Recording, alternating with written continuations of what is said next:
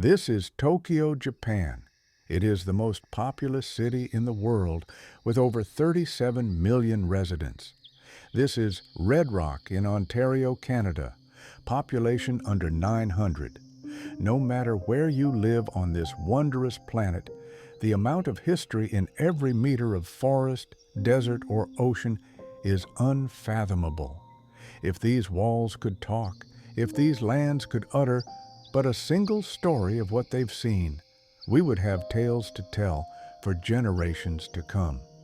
Join us as we embark upon a most ambitious project, the tale of world history, a past which we must truly understand before setting our gaze to the future.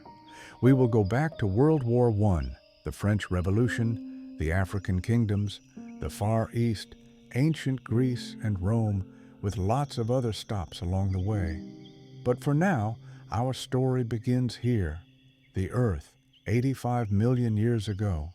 We believe this is when primates diverged from the rest of their mammalian ancestors, forming the family Hominidae. This is when we begin to see apes and orangutans. The subfamily Hominini includes all of these except orangutans. About 8.5 million years ago, the Hominini would diverge from the Gorillini, which went on to become gorillas. 7.5 million years ago, early humans and chimpanzees under the Hominini branch would diverge from each other. Humans as we know them today evolved in different stages.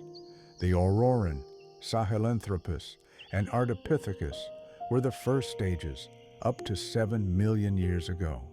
Australopithecus would appear just 4 million years back. Some consider the Paranthropus appearing 2.7 million years ago. The same genus, 1.8 million years ago, would see the emergence of the genus Homo. One of the earliest species in this period was Homo habilis. Their brains were about as small as a chimpanzee's, but they would begin using crude stone tools. Homo ergaster and the famous Homo erectus emerged later and possessed larger brain sizes compared to Homo habilis. They would create better tools and learn how to tame fire. Homo heidelbergensis appeared around 800,000 years ago, and Homo sapiens, our very own species, emerged about 150 to 200,000 years back. Homo neanderthalensis, or Neanderthals, diverged around 600 to 700,000 years ago from a common ancestor in Homo. Once Homo sapiens emerged, they would interbreed with Neanderthals. Though Neanderthals had bigger brains and a more sturdy physique than Homo sapiens, they would eventually become extinct due to their lack of social cooperation. Archaeology can help us discover the what and when, but the whys and hows are often quite difficult when dealing with these far-gone time periods. One theory of a driver of early human evolution is the aridity hypothesis, which states that changes to a more arid climate and an expansion of the savanna caused early humans to adapt. The savanna hypothesis posits that this expansion of the savanna caused early humans to leave the treetops and become bipedal on the grasslands. So what did leaving the treetops do for our ancestors?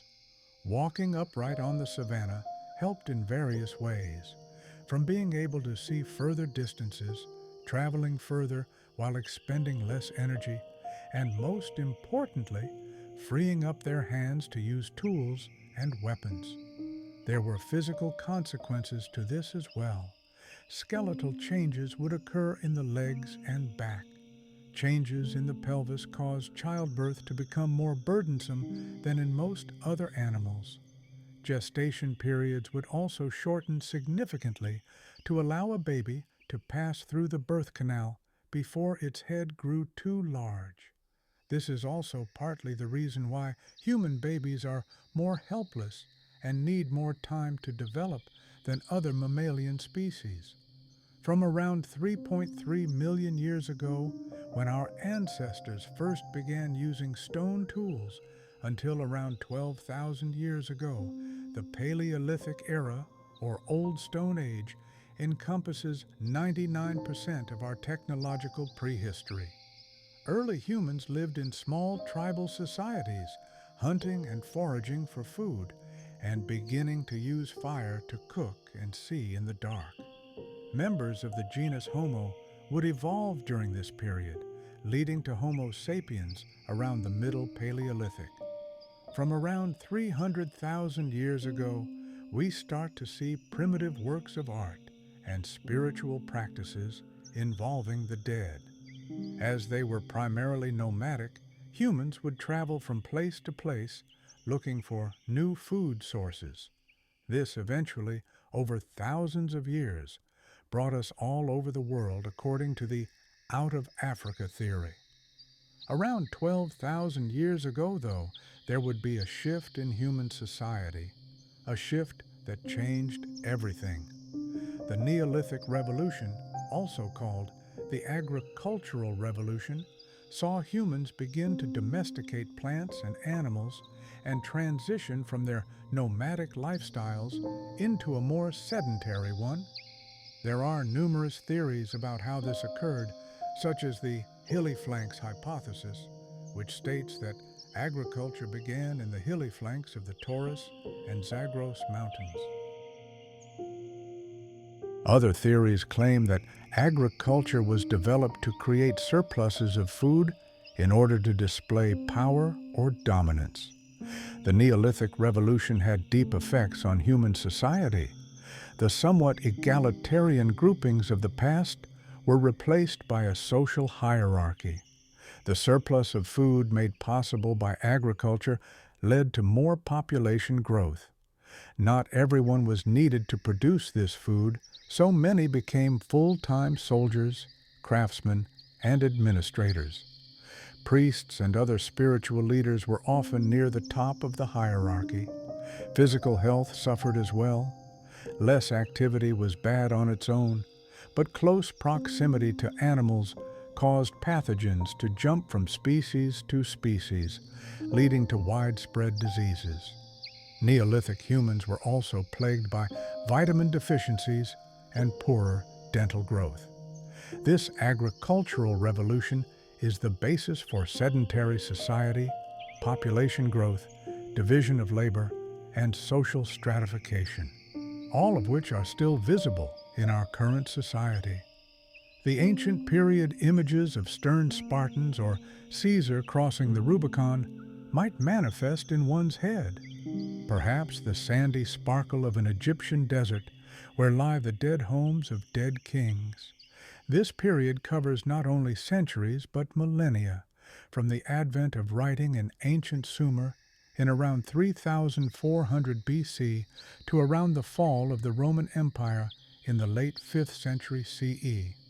The ancient period would bring forth the birth of all the great civilizations we are familiar with, and as with any recent birth, there must be a cradle, which brings us here, the land between the Tigris and Euphrates, or Mesopotamia.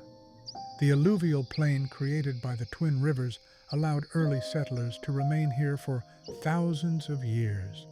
The earliest known settlements on the plain date back to around 6,500 BC during the Ubaid period. Next came the Uruk period, beginning around 4,100 BC, still predating the Bronze Age. This period would see more urban centers begin to emerge, and with it, the Sumerian civilization. Urbanization led to a more centralized government, which needed a way to administer affairs. Cuneiform was thought to be the answer for this. Wedge-shaped impressions became the first writing system. Mesopotamia truly developed during the early dynastic period, which began in 2900 BC. Urban centers evolved into city-states, and trade was common. But from out of the north, the Akkadians would come. Around 2340 BCE, led by their leader Sargon of Akkad, the Semitic Akkadians would conquer the southern Sumerian city-states, forging what was arguably the first empire the world had seen. Akkad and Sumer would integrate cultures, but the Sumerian spoken language was all but replaced. In the 22nd century BC, Akkad fell to a tribal force of Gutians. They were known for hit-and-run tactics and were viewed as less civilized. With the empire's demise, the Gutians had no wherewithal to rule and vanished within less than a century, and the old would rule once more. Around 2112 BC, the Neo-Sumerian Empire was established under Ur-Nammu, extending into Upper Mesopotamia. This period is associated with the Sumerian Renaissance. This ended when Elamites from the east sacked the influential city of Ur. Out of Babylon, an Amorite city in the west, grew another empire. In 1792 BC, Hammurabi would rule this small expanse of land and conquer all of southern Mesopotamia, creating the first Babylonian Empire. The Code of Hammurabi became his most popular legacy. The empire would be short-lived, as after Hammurabi's death, the Hittites out of Anatolia would sack Babylon in 1595 BC. This resulted in the Kassites taking control of the Babylonian Empire. They would control the region for nearly 500 years, the longest of any dynasty. Unluckily for them, their time was up. Along with numerous other civilizations, the Bronze Age collapse occurred in the 12th century BC, along with attacks from the Assyrians in the north and Elam in the east. This set up the Assyrians to take control of the entire Mesopotamian area in 911 BC, along with Persia, Judah, and Egypt. This would be known as the Neo-Assyrian Empire, the furthest spanning empire the world had seen. They were hardened soldiers and experts at war, especially siege warfare. Battering rams would be frequently used, along with sapping techniques. Their engineers would create makeshift pontoons and bridges to cross bodies of water, and even used flotation devices for their soldiers. Centuries later, in 626 BC, Babylon would revolt and crown a new emperor, creating the Neo-Babylonian Empire, also known as the Chaldean Empire. Within a few years, after forging an alliance with the Medes, Babylon defeated the Assyrians and controlled much of their territory. Their most famous ruler, Nebuchadnezzar II, would be known for the destruction of Jerusalem in 587 BC and the ensuing Babylonian captivity. On a lighter note, his hanging gardens of Babylon apparently looked delightful. This lasted until an unstoppable force would take over the entire Near East as far as the Indus Valley, establishing an empire in 550 BCE. Exalted as a Messiah king, Cyrus of the Achaemenid Empire would free the Jews from captivity and was viewed as quite tolerant.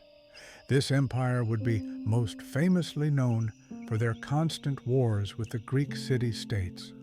Their mausoleum at Halicarnassus would become one of the 7 wonders of the world. Reaching 8 million square kilometers in area at its height, under the leadership of Xerxes, the Achaemenid Empire would eventually crumble almost 2 centuries later to a young Macedonian general taking over from his murdered father, Philip of Macedon. Alexander brought his unified Greek and Macedonian army to the rocky Persian landscape and defeated Darius III, the last emperor of the Achaemenids.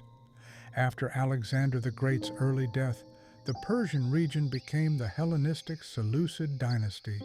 Native Persians would eventually retake the region in 247 BC under the Parthians, which would be the third Iranian empire after the Medes and Achaemenids. lasting until 224 CE. They would constantly clash with the Romans. The last Persian Empire, the Sassanids, would rule from 224 until the Muslim conquests in the mid-600s. The Sassanids would be the longest and most successful Persian empire, so successful, in fact, that the Romans viewed the Sassanids alone as equals. Their culture would also spread to Rome and beyond, touching Western Europe and eastwards towards China and India, the Levant and beyond. To the west of Persia and Mesopotamia is the Levant and two kingdoms which were inextricably linked, Israel and Judah. There had already been people who identified as Israelites in the region, but the kingdom itself came into being in the early to mid-9th century BC. Judah followed not much later. Both would come under the curtain of the Neo-Assyrians, who would destroy the Israelite capital of Samaria in 722 BC. In the early 500s BC, after revolts in Judah, the Neo-Babylonians, who now controlled the Levant, marched into the region, leading to the destruction of Jerusalem, the Judean capital. After the Babylonians fell to the Achaemenids, Jews were allowed to return to Israel. Once the Seleucids took over, the Hasmonean dynasty took control, leading to the Maccabean Revolt, a rebellion against the encroaching Hellenistic culture. Under Roman rule, the area was known as the Herodian Kingdom of Judah, after Herod the Great. Phoenicia was a civilization that began on the coast near present-day Lebanon and Syria, but would eventually spread because of its maritime trade across the Mediterranean. Their greatest legacy would be Phoenicians from Tyre settling in northern Africa, establishing the city of Carthage in 814 BC. Carthage would become the heart of the Phoenician civilization after Tyre fell. Most of the western Mediterranean was under Carthaginian control and would have a fierce rivalry with the Roman Republic, leading to the Punic Wars. After the third and final Punic War, in an act of domination, Rome obliterated Carthage, their territory becoming Roman North Africa. North Africa was also home to one of the most famous ancient cultures, Egypt, a second cradle of civilization. After Upper and Lower Egypt unified around 3000 BC, the Old Kingdom, which began in 2686 BC, saw Egypt construct some of its most magnificent erections, the Great Sphinx and Giza pyramids. Egypt's new kingdom, 1549 BC, was their most prosperous and far-reaching. After the Bronze Age collapse, Egypt survived but was weakened greatly, a shell of its former glory. Egypt would live but under the grinding chariot wheels of the Neo-Assyrians, Achaemenid Empire, the Hellenistic Ptolemies, and finally Rome in the 1st century BC.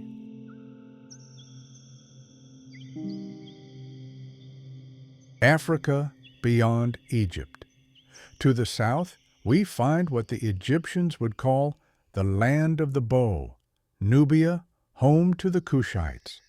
Sharing much of the same culture and religion as the Egyptians, the Kushites coexisted with their northern neighbors and would even become pharaohs themselves in the 8th century BC, forming the 25th dynasty.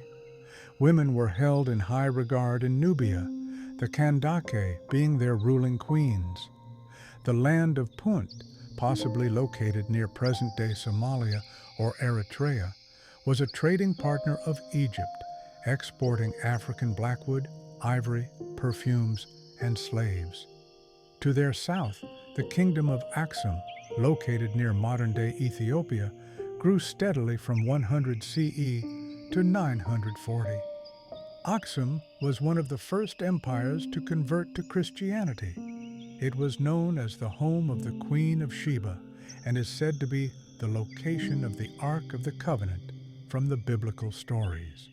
In the west of Africa, modern-day Nigeria, we find the Nok culture.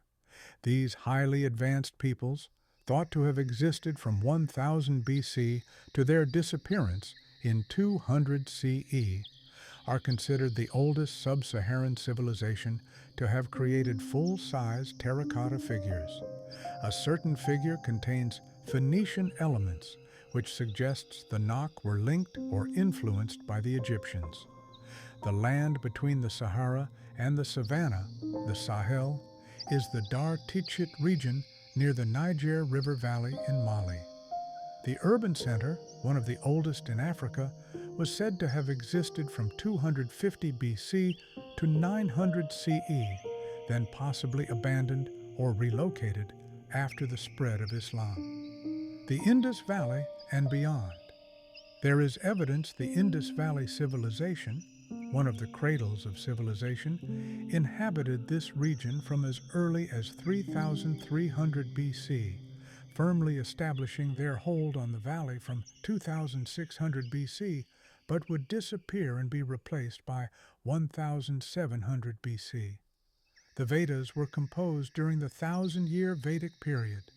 Northern India would then become 16 smaller kingdoms in 500 BC, known as the Mahajanapadas. The Nanda Empire would spring out of Magadha, one of these kingdoms, but would be dissolved by 322 BC after being overthrown by Chandragupta Maurya. This became the foundation for the Maurya Empire, existing until 184 BC. His grandson, Ashoka the Great, was instrumental in the spread of Buddhism.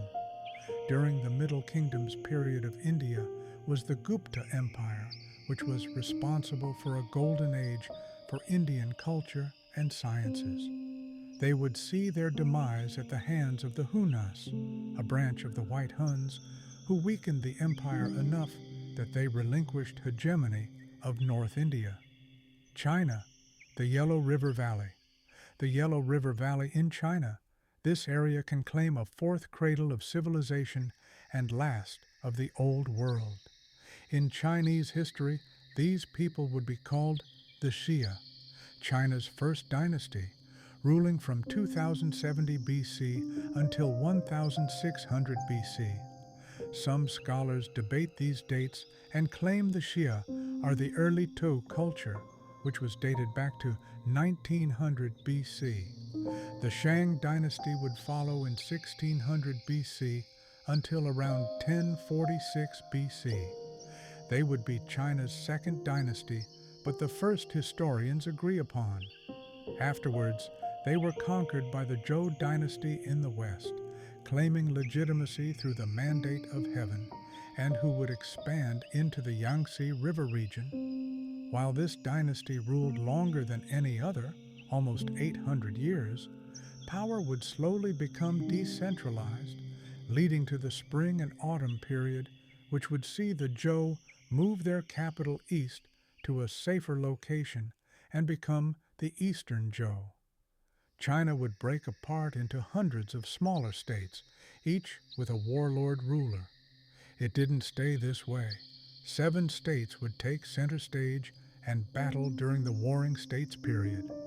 One of these states, the Qin, would first defeat the powerless Zhou and then crush the other 6 states to consolidate their territory.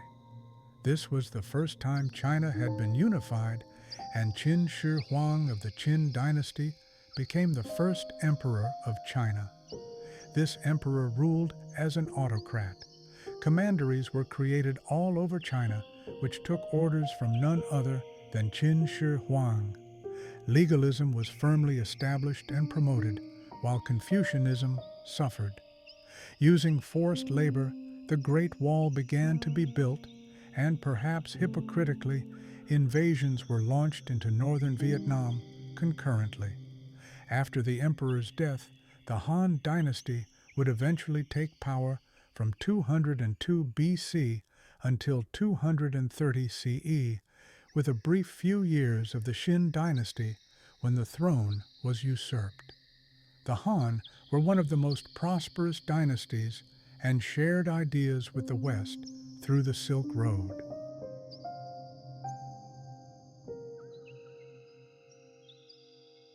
Prosperous dynasties and shared ideas with the West through the Silk Road. Because of the wealth accumulated in China at this time, divided unevenly, the peasantry would revolt in the Yellow Turban Rebellion in 184. It would fail, but bring about the end of the Han in 208. In 220, China would enter the Three Kingdoms period, where the rival kingdoms of Shu, Wei, and Wu would be in a state of war. The Three Kingdoms ended in the late 200s, with the Jin army defeating the final kingdom after usurping the Wei. China wouldn't be fully consolidated again until the Sui dynasty in 581. According to Chinese historian Sima Qian, a Chinese general named Wei Man, who was defeated by the Han, founded the Weimon Joseon dynasty in Gojoseon, the first Korean kingdom, after usurping the throne in 194 BC. Around the turn of the century, the Han would conquer Korea, ending the Gojoseon period, and established 4 commanderies. All were short-lived except for Lilang, which endured until 313 CE. With the fall of the kingdom, Korea would enter a Three Kingdoms era of their own, first running out the Chinese and then warring with each other. Though Baekje and Goguryeo were the most powerful, with the latter defending off Chinese invasions by the Sui, the Third Kingdom, Silla, would win out thanks to a strategic alliance with the Tang dynasty of China. In 676, they would then expel the Tang dynasty to be sole rulers of the region. Vietnam was ruled by the semi-mythical Hongbang dynasty for 2,000 years, but the north was conquered by China in the late 200s BC. It was turned into a client state called Nanyue, but was eventually annexed by the Han in 111 BC. This would culminate in the rebellion of the Trung sisters. They were eventually defeated, however, and China would have control of northern Vietnam for another 1,000 years, imposing Chinese traditions. The south, though, was ruled by the Champa and was more aligned with their Indian neighbors to the west, adopting more of their culture and religion. In the 4th century BC, the Yayoi peoples immigrated from mainland China and Korea to Japan, overwhelming the Neolithic hunter-gatherer Jomon peoples. In the Kofun period, lasting from 300 to 538 CE, the small state of Yamato would extend its power across Japan. They would be in close contact with the mainland and heavily influenced by China. The Americas had flourishing civilizations as well during this period. North America was known for its mound builder cultures, which would manipulate the ground and create what we call earthworks. One of the largest was the Poverty Point culture from around the mid-1700s BC. The woodland period would begin roughly in 1000 BC and saw more cultures like the Hopewell develop. These would generally be hunter-gatherer societies. In Mesoamerica, the Olmecs grew to be the first true civilization, dating back to around 2500 BC. The Maya would soon follow around 2000 BCE. Eventually, the Zapotec, Mixtec, and Teotihuacan would come to prominence in the region. Evidence leads us to believe that Mesoamerica was one of only 4 areas of the world to independently invent a writing system, first in Mesopotamia, then Egypt, China, and finally Mesoamerica. In South America, the Norte Chico, the first of the Andean civilizations, would be regarded as the first in all the Americas as well, developing around 3500 BC. Built off of fishing communities, There isn't much known about this specific society, or most of the Andean civilizations, especially in the ancient period. One area we have extensive records of is Europe, Minoan Crete. This civilization is acknowledged by scholars to be the oldest on the continent, going back to 3600 BC. Their urban centers would begin to develop around 2000 BC, but would start to decline and eventually be overrun by the Mycenaeans from mainland Greece. The Mycenaeans themselves would be victims to the infamous Bronze Age collapse around 1100 BC, leading to the Greek Dark Ages, which saw the abandoned or destroyed palaces of the Mycenaeans scattered about within a depopulated Greece.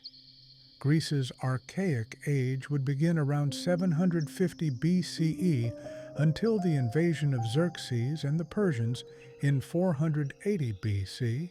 This period would see the rise of Greek city-states, and less power was wielded by aristocrats and oligarchs.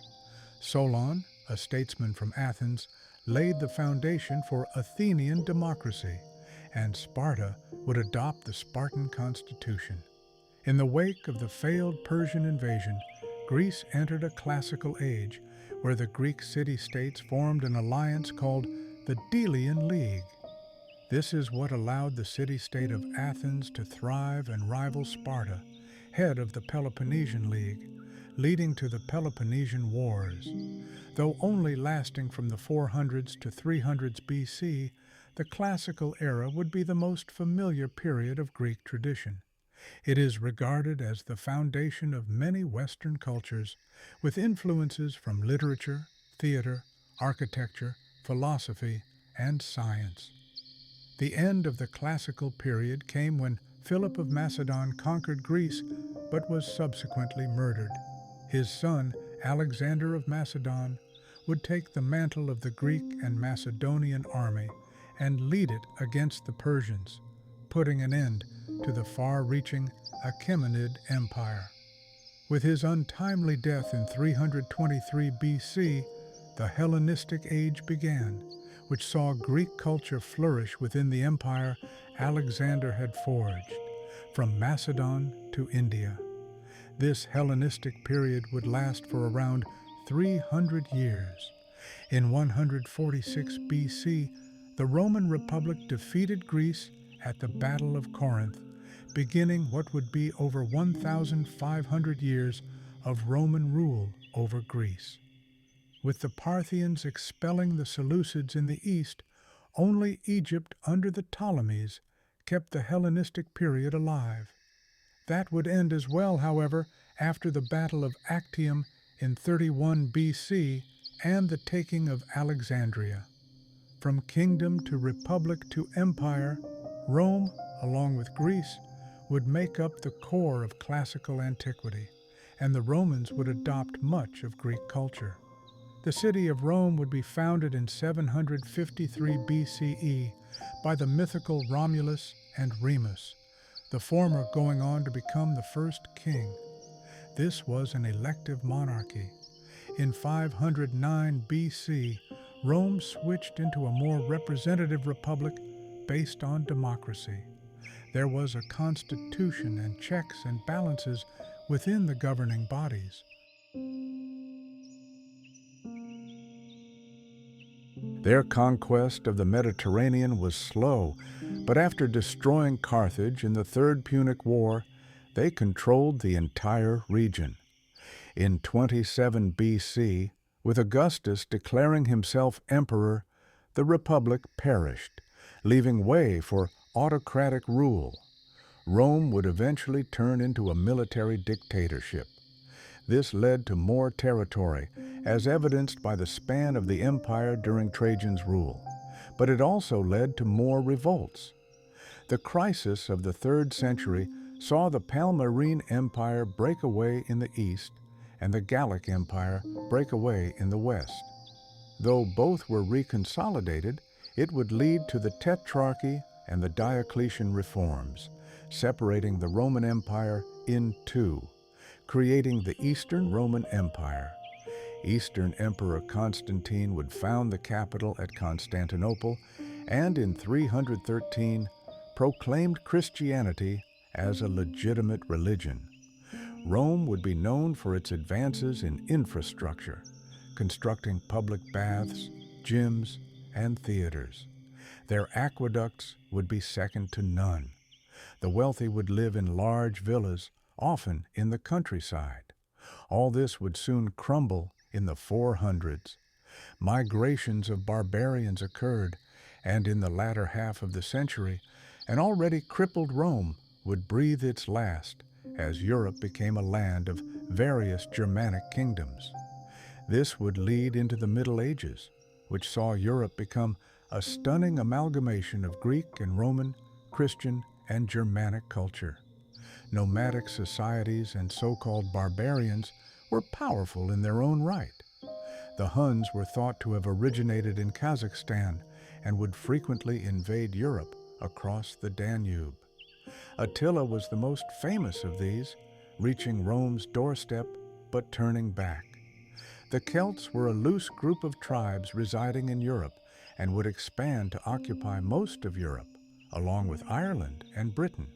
They would slowly disappear on the continent because of the Germanic migrations that occurred in the 2nd to 5th centuries, but stayed on the British Isles. Near the end of the migration period, the Isles would see an invasion of their own. The Germanic tribes of the Angles from Anglia, the Saxons from around where Saxony is today in northern Germany, and the Jutes from Jutland, or modern-day Denmark, would settle in Britain. They would take control of the south of the island and merge into the Anglo-Saxons, calling themselves the English. The word English was formed. Yet how do we know all this? You've no doubt seen documentaries of archaeologists out for many tireless days, digging up areas to uncover the mysteries of the past. They have uncovered Knossos on Crete, the Minoan city regarded as the oldest in Europe. Pompeii in Italy was also discovered in a state of ghastly preservation, as if to still live an undead life. The pyramids of Egypt or the terracotta army of the Qin emperor are also examples. We can also use texts from credible sources of the era. History wasn't a discipline in ancient times, so we are lucky to have Plutarch, Suetonius, Tacitus, and Herodotus, regarded as the father of history, from which to glean what we will. Much of their work has been lost. Now that we've heard these civilizations' different stories, it's important to go through some of their similarities. The most ubiquitous one is the development of religion. All of our civilizations found answers and meaning by worshiping different gods. Most were polytheistic, and while many would share the same religion as their neighbors, they would often worship a different god within the pantheon. Temples would be built, and sacrifices, including human, were made. As time went on, certain religions became more prominent and still exist to this day. Hinduism, around 2000 BC, Zoroastrianism, a bit later, Judaism, in the 500s BC, with origins over 1,000 years earlier, Jainism, in the 500s BC, Buddhism, in the 400s BC. In China, Confucianism, Taoism, and legalism would be three competing ideologies. In the West, Alexander the Great's conquests would see the Hellenistic world adopt much of the Greek philosophical teachings of Plato, Aristotle, and Socrates. Each civilization would also attain more tangible successes. The ancient Egyptians would be known for their durable ships, such as the Khufu ship, and lighthouses. Their engineering skills would also translate to more magnificent constructs, utilizing the ramp and lever. They would go on to create a true wonder of the world. In Persia, the Khanats allowed water to be transported over long distances in their dry climate. In the East, the Indus Valley civilization would perform plastic surgery, cataract surgery, and make advancements in math and astronomy.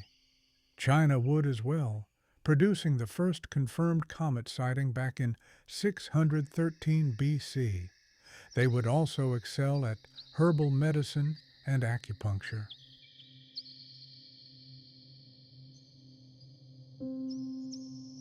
In Europe, Greece was home to numerous inventions like the gear, screw, and water organ. Many of these, like in the modern age, were created as a result of war, such as the torsion catapult. Rome would boast perhaps the greatest repertoire of technologies during their height. This could be due to their accumulated knowledge from the Etruscans, Celts, and Greeks.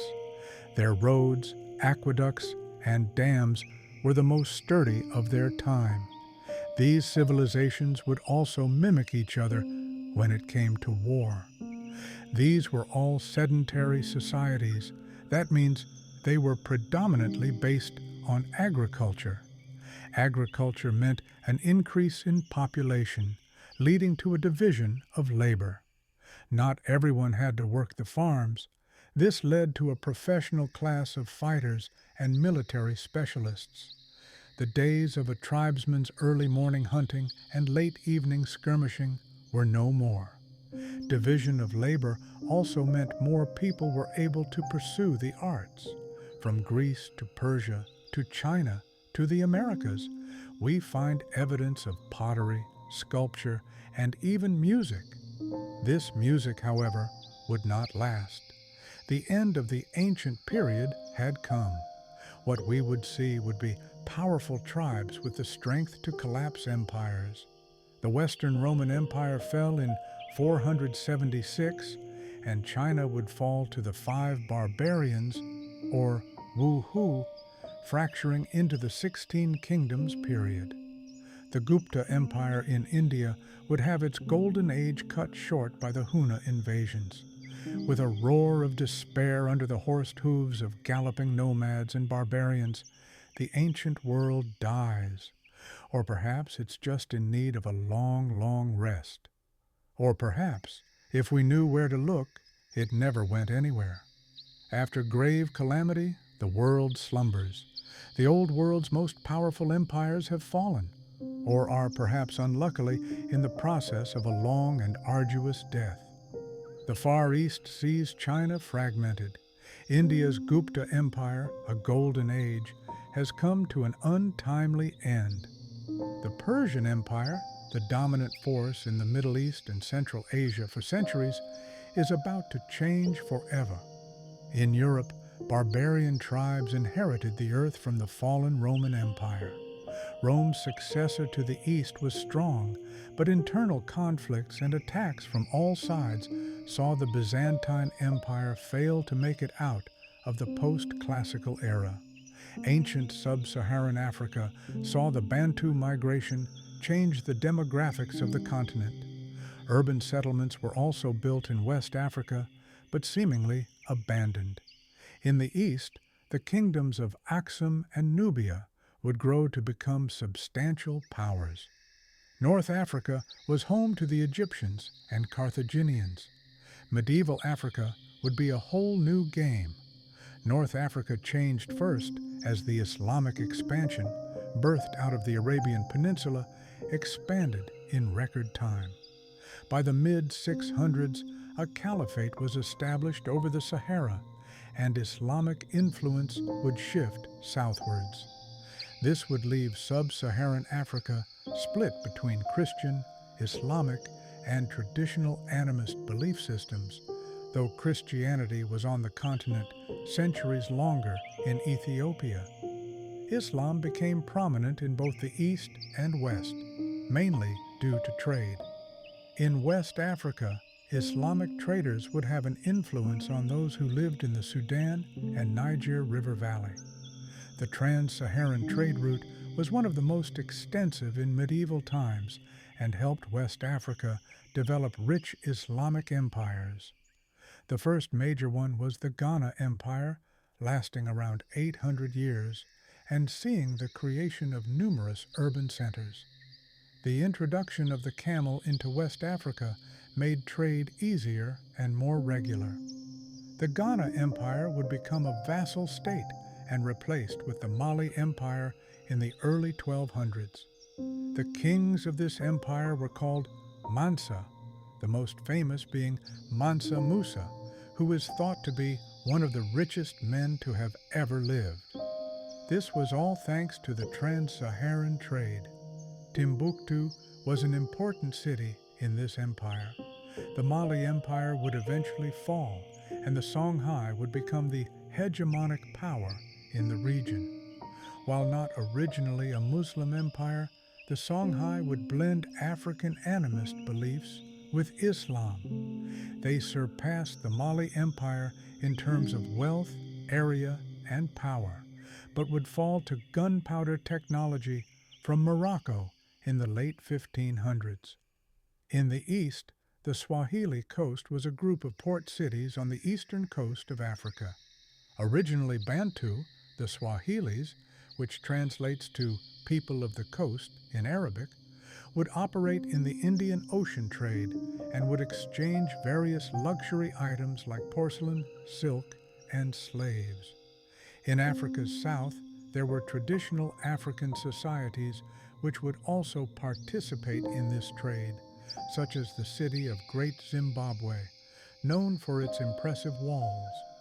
Apart from the emergence of Islam, Africa would remain relatively stable and autonomous during its medieval period, as Europeans fought feudal wars amongst themselves and the Middle East.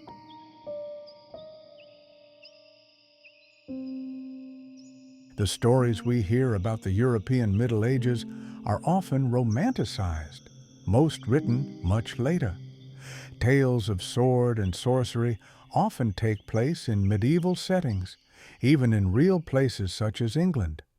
But the Middle Ages in Europe, which is usually separated into three parts, was much more mundane. The early Middle Ages occurs after the fall of Rome. In reality, the beginning of this new age saw the same trends we saw earlier. Rome hadn't been a factor for decades, and we see continued urbanization and a decline of population in general. Trade decreased, and barbarian migrations continued, most notably the Viking expansion from the north and the Magyars from the east. Even though this period was later termed the Dark Ages, it was not devoid of culture, or advancements in culture were quite complex, as there would be a mix of barbarian, Roman, and Christian traditions. Eastern Europe would see the Byzantine Empire, successors to the Roman tradition, lose territory to the emerging Rashidun and Umayyad Islamic caliphates. The Code of Justinian, written during this period, would be used later on as an inspiration for legal codes of European states. The loose confederation of the Kievan Rus would be Christianized by the Eastern Orthodox Church and are regarded as the foundations of the Russian state. The Byzantine Empire would reach its peak during the Macedonian Renaissance of the 9th to 11th centuries as they attempted to organize their knowledge, compiling books and manuals of military and governmental affairs, as well as encyclopedias. In the West, in the year 800, the Frankish king Charlemagne would found the Carolingian Empire, what was to be a Christian revival of the Roman Empire. It would soon become divided after his death, eventually developing into different states. The High Middle Ages, known as a fairly stable time in the medieval period, saw population starkly increase due to advancements in agriculture and technology. This can be attributed to a slight warming in the North Atlantic, leading to the medieval warm period. This increased crop yields, leading to a boom in trade. Society at this time was structured in a feudal and manorial system. Feudalism is a complex subject on its own, but in simple terms, it's the political relationship between a king and his vassals. These vassals are generally nobles, and the king grants them land in exchange for military service offered by their knights. Manorialism deals with the relationship between the noble and those who tend to this land, called villeins or serfs. They were allowed to live on the land, but had to provide labor for the knights and nobles, often in the form of producing goods from the farms. Two of the most prominent events of the High Middle Ages are the Norman conquest of England, in which the Normans from continental Europe defeated and took over Anglo-Saxon England, and the Crusades, which saw armies of Christian soldiers march to the Middle East to liberate Jerusalem. This would lessen the idea of the nation-state for the time being, as Europeans felt connected due to religion. Literature was filled with stories of chivalry and courtly love, concepts we tend to associate with the Middle Ages. Scholasticism was a philosophy that would dominate the High Middle Ages and even later until the Renaissance. It was a way to learn using the methods of the ancient classical era philosophers mixed with Christian theology, originating from the monastic tradition. This method of learning would be more open to reason and inquiry. Both feudalism and scholasticism would eventually fall out of favor in the early modern era. Near the end of this period, architecture changed as well. Beautiful Gothic buildings would be constructed, a contrast to the classical Romanesque architecture that was prevalent in the early Middle Ages. The late Middle Ages brought an end to the prosperous High Middle Ages. Up to half the population of Europe perished in what we now call the crisis of the late Middle Ages. Following the medieval warm period, the same regions were plunged into a little ice age, leading to agricultural crisis. The Great Famine was the first of a series of plagues that ravaged most of Europe. But the small continent would come into contact with death itself in the mid-13th century. Brought in from the east, the Black Death made starvation from famines look like an easy death, killing up to 1/3 of the population. The Black Death is regarded as the most fatal pandemic in human history. The rise in famines, plagues, and instability also led to numerous revolts. There were peasant revolts in both England and France, but there was still no solace. The end of this period would see England battle France for the throne of both kingdoms in the 100 Years' War. The effects of this grim period of depopulation caused people to question the church and their faith. These were major factors that would lead into Europe's next period, the Middle East. Out of the ancient period, we see the continuation of a great rivalry, the Eastern Roman Empire, successors to Rome, and the Sasanian Empire, the latest and last iteration of the old Persian empires. The Byzantine-Sasanian War, fought in the early 600s, would be devastating to both empires. Little did they know, a new power would emerge, the rolling sands of Arabia. This is the home of the Bedouins, Arab tribes who originally lived in the Arabian Peninsula. United under a single mantle by Muhammad in Medina, the nomadic Bedouins and those who succeeded their prophet would expand into the Middle East and North Africa, taking huge chunks of land from the Byzantine and Persian empires. The initial expansion resulted in the Rashidun Caliphate and then the Umayyad Caliphate. The Arab-Byzantine Wars saw Islamic expansion into Eastern Roman land, but they couldn't take the capital, Constantinople itself, in part due to the Roman use of Greek fire. The Muslim army would succeed in conquering Persia, though, leading to the end of the centuries-old empire. With most of the region unified, the Islamic caliphates were positioned at the center of the Old World and at the crossroads of trade. Islamic traders would be able to travel to different areas, introducing others to their faith. This also was a boon economically, as traders and explorers would bring back knowledge and inventions to the Muslim world, mixing with sources from places they had conquered, like Egypt. They would experience a golden age. Arab dominance in the region lasted for almost 500 years, but in the 11th century, Turkic nomads from Central Asia, called the Seljuk Turks, would migrate south in a series of invasions. They captured Persia, the Mesopotamian region, and parts of the Levant and Saudi Arabia. Their treatment of Christian pilgrims to the region they now controlled, and of the Christian communities already living therein, led to a series of invasions from Europe to secure the Holy Land. The First Crusade saw the Europeans retake Jerusalem and establish the Kingdom of Jerusalem in 1099.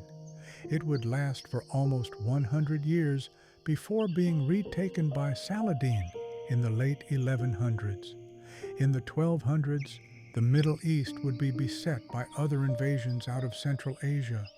Another, even more ruthless people would invade, the Mongols, sacking Baghdad and reaching the Egyptian border.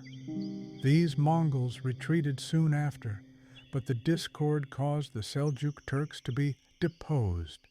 The emerging Turkic-Mongol peoples in the late 1300s saw more invasions of the region. By the end of the period, it was the Ottomans, another Turkic people, who would be in control of Western Asia. South Asia. The medieval period in South Asia is roughly defined as starting from the end of the Gupta Empire in the 500s. In the south, the Chola dynasty, ruled by Tamils, would control a thalassocracy spanning Sri Lanka, the Maldives, and other islands. Buddhism had been important in India, but would begin to disappear after invasions from the Turkic Islamic nomads that began in the 1100s. They succeeded and would found the Delhi Sultanate in 1206, the beginning of centuries of Muslim rule in India.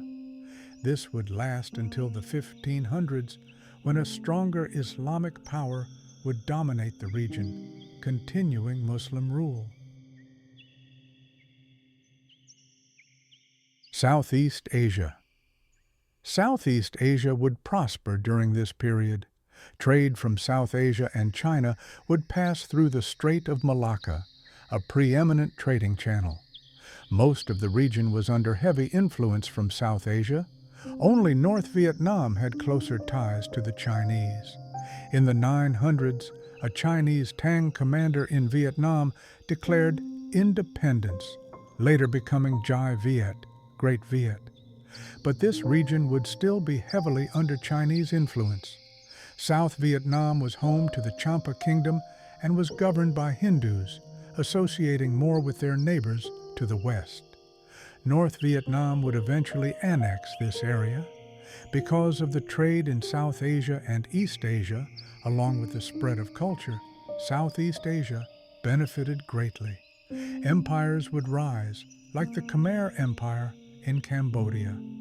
The Khmer capital, Angkor, was regarded as one of the largest cities in the world at the time. The city could lay claim to over 100 hospitals. In Burma, present-day Myanmar, the pagan empire would emerge, using war elephants for their military might. Indonesia would be home to the Srivijaya, a Malay thalassocracy, which became quite a powerful empire from their control of the Sunda Strait, a crucial trading route between the islands of Java and Sumatra and the Strait of Malacca. It was during this period we believe Indonesian sailors traveled across the Indian Ocean, settling in Madagascar off the coast of Africa. Changes on the continent, mainly due to the Mongol invasions, had consequences for these Southeast Asian empires. The Cambodian Khmer Empire would be replaced with the Siamese Ayutthaya Kingdom, and Indonesia's Srivijaya was taken over by the Majapahit, a Hindu empire from Java, and later by the Malacca Sultanate. East Asia. Just to the north, the Chinese would benefit from increased trade and became the foremost power in the region, and arguably the whole continent. Japan and Korea would voluntarily adopt Chinese culture, bringing in aspects of Confucianism, Buddhism, and centralized government and bureaucracy.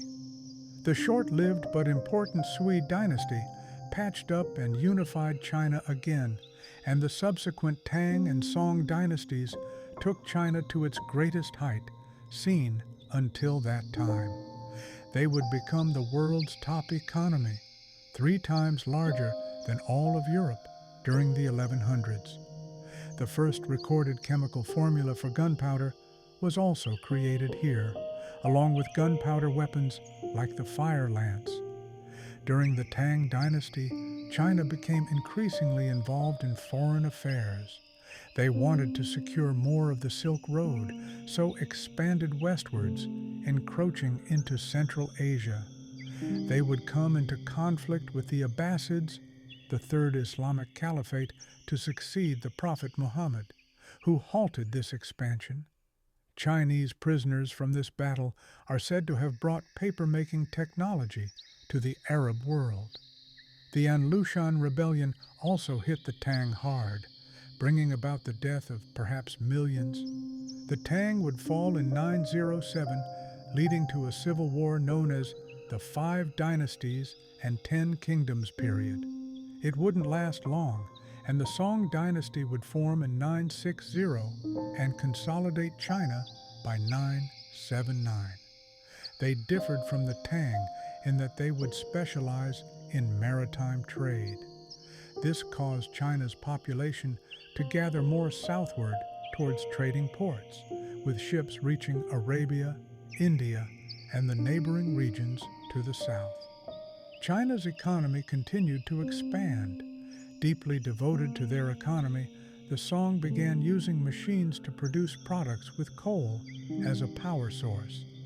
These advances in the 11th and 12th centuries are regarded as an industrial revolution. Because of their focus on the economy, their military grew weaker, leaving them open to invasions from the north by the Jurchen, ancestors to the Manchu. By the 13th century, China was divided once again, with a north fragmented and the Song to the south. Civil war broke out between the rival states, leaving China a prime target for the Mongols, eventually being annexed by the nomadic hordes by 1279. The Yuan dynasty under the Mongols had control of China and Korea. Japan would be able to escape this fate, however. With the Mongols in control, they made China more open to the West. The famous Venetian explorer Marco Polo would visit, detailing his travels on the Silk Road. Soon after, less than 100 years since its founding, the Yuan dynasty was deposed in a series of revolts known as the Red Turban Rebellion. In their place, the Ming dynasty took power in 1368. They would be the last ethnically Han Chinese dynasty.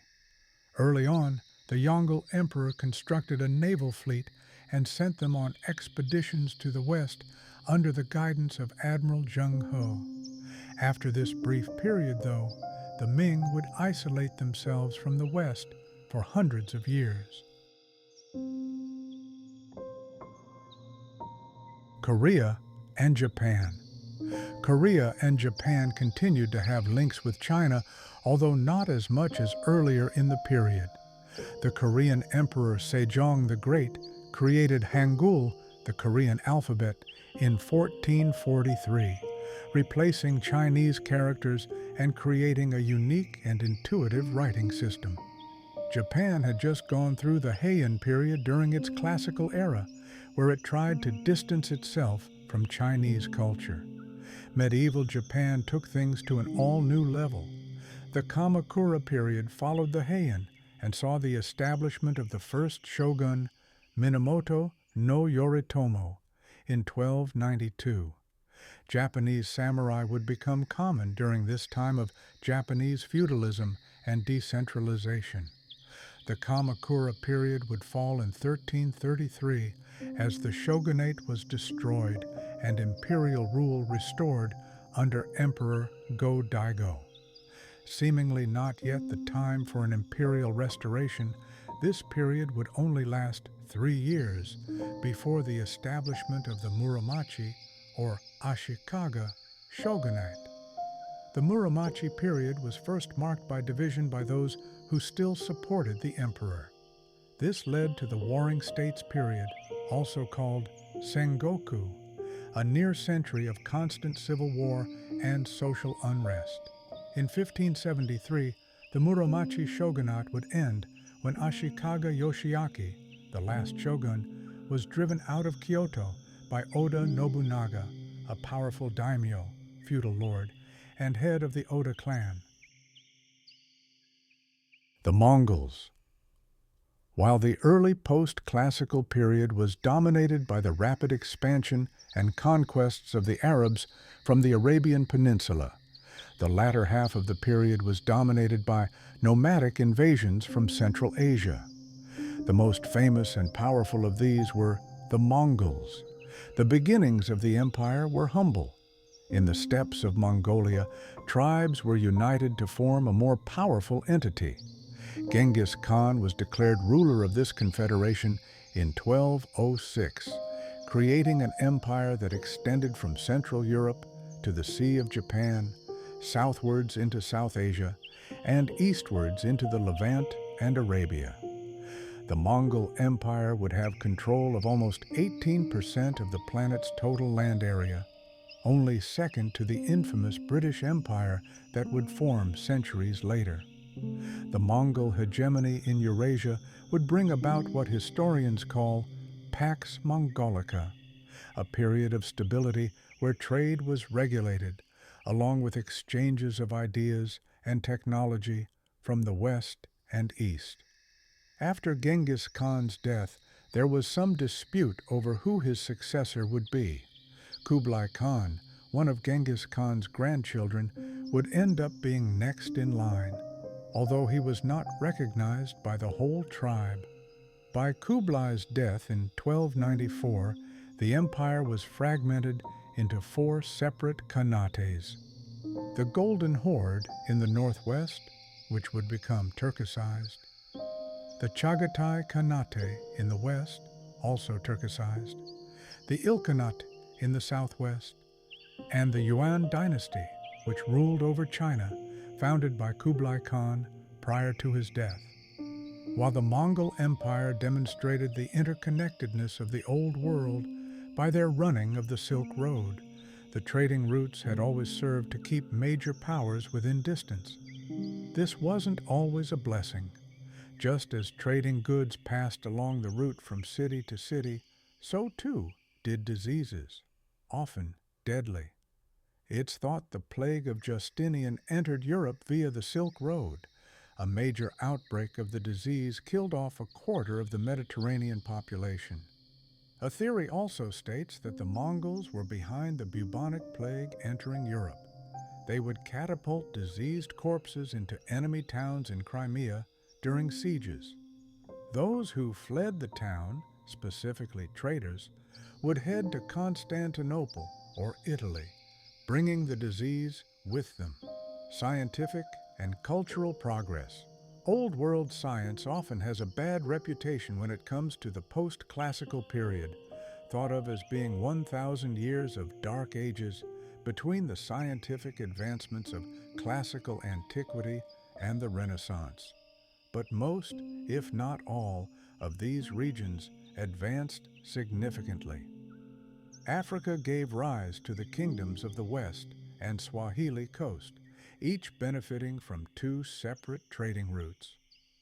The Islamic world experienced a golden age during this time, with knowledge from the East and from Western sources in the areas they conquered.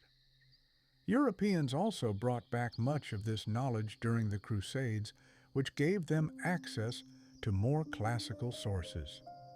Europe also experienced various periods of different renaissances during the Middle Ages.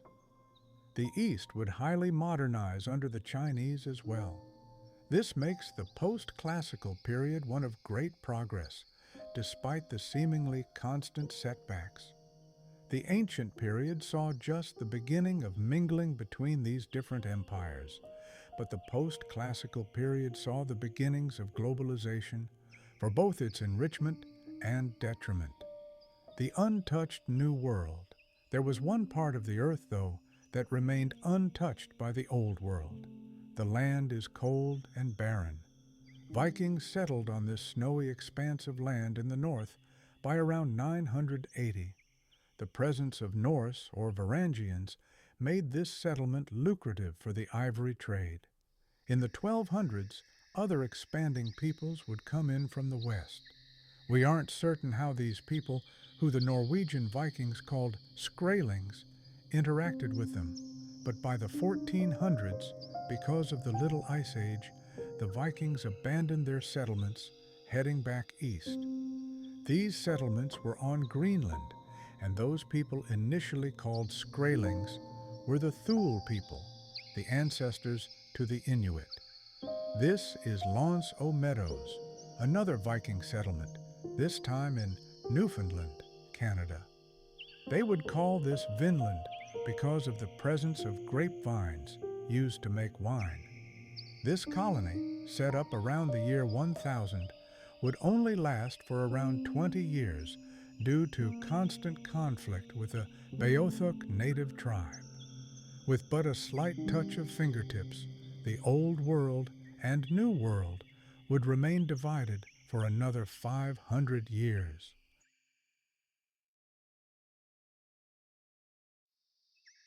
North America. In North America, the Hopewell culture from the ancient period was slowly replaced with the Mississippian culture in the Midwest and eastern United States around the year 800, lasting until European contact. They used rivers as the main mode of trade and would be known for their mound structures. Monk's Mound is the largest pyramid north of Mesoamerica, has a base larger than the Pyramid of the Sun in Mexico, and about the same size as the Great Pyramid of Giza. It is located in Cahokia, Illinois, the most significant city for the Mississippian culture. The population boomed there after the 11th century, but the city would be mysteriously abandoned by 1350. To the west were the Anasazi, who would construct buildings in Chaco Canyon in New Mexico. It's thought that each house could house up to 600 residents. In Colorado, the Anasazi would build dwellings into cliffsides that are still well preserved today.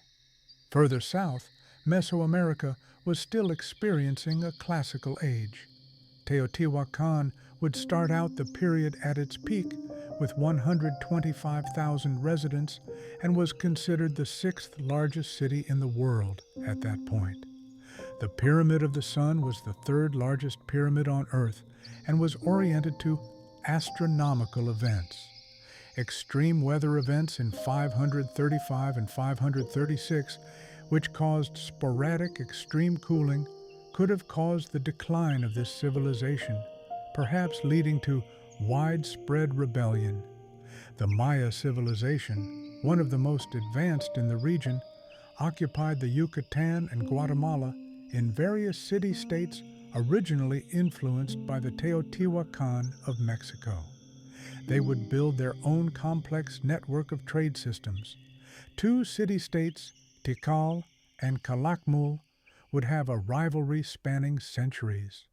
Chichen Itza was one of the most significant cities, often the economic center. Mayans were complex in other areas as well, having developed a writing system independently, along with the concept of zero, second only to the Mesopotamians. The Mayans might have also created the 365-day calendar before any of Afro-Eurasia. During the 9th century, many of these city-states were abandoned, most likely due to drought, marking the end of Mesoamerica's classical age. Their post-classical period from the year 900 saw the Mayans still in existence, but not the power they had once been. Not much is known about the Toltecs, but they supposedly formed an empire in Mesoamerica based on wise and kind-hearted rulers. Civil war was said to have broken out in 947 after the death of a controversial priest king who suggested human sacrifice. Centuries later, in the 1300s, bands of religious radicals would raid areas of Lower Mexico claiming to be the rightful successors to the Toltec Empire. Their number swelled, as did their territory, known as the Aztecs. These bands of militaristic raiders and priests would use human sacrifice as a means of coercion and terror.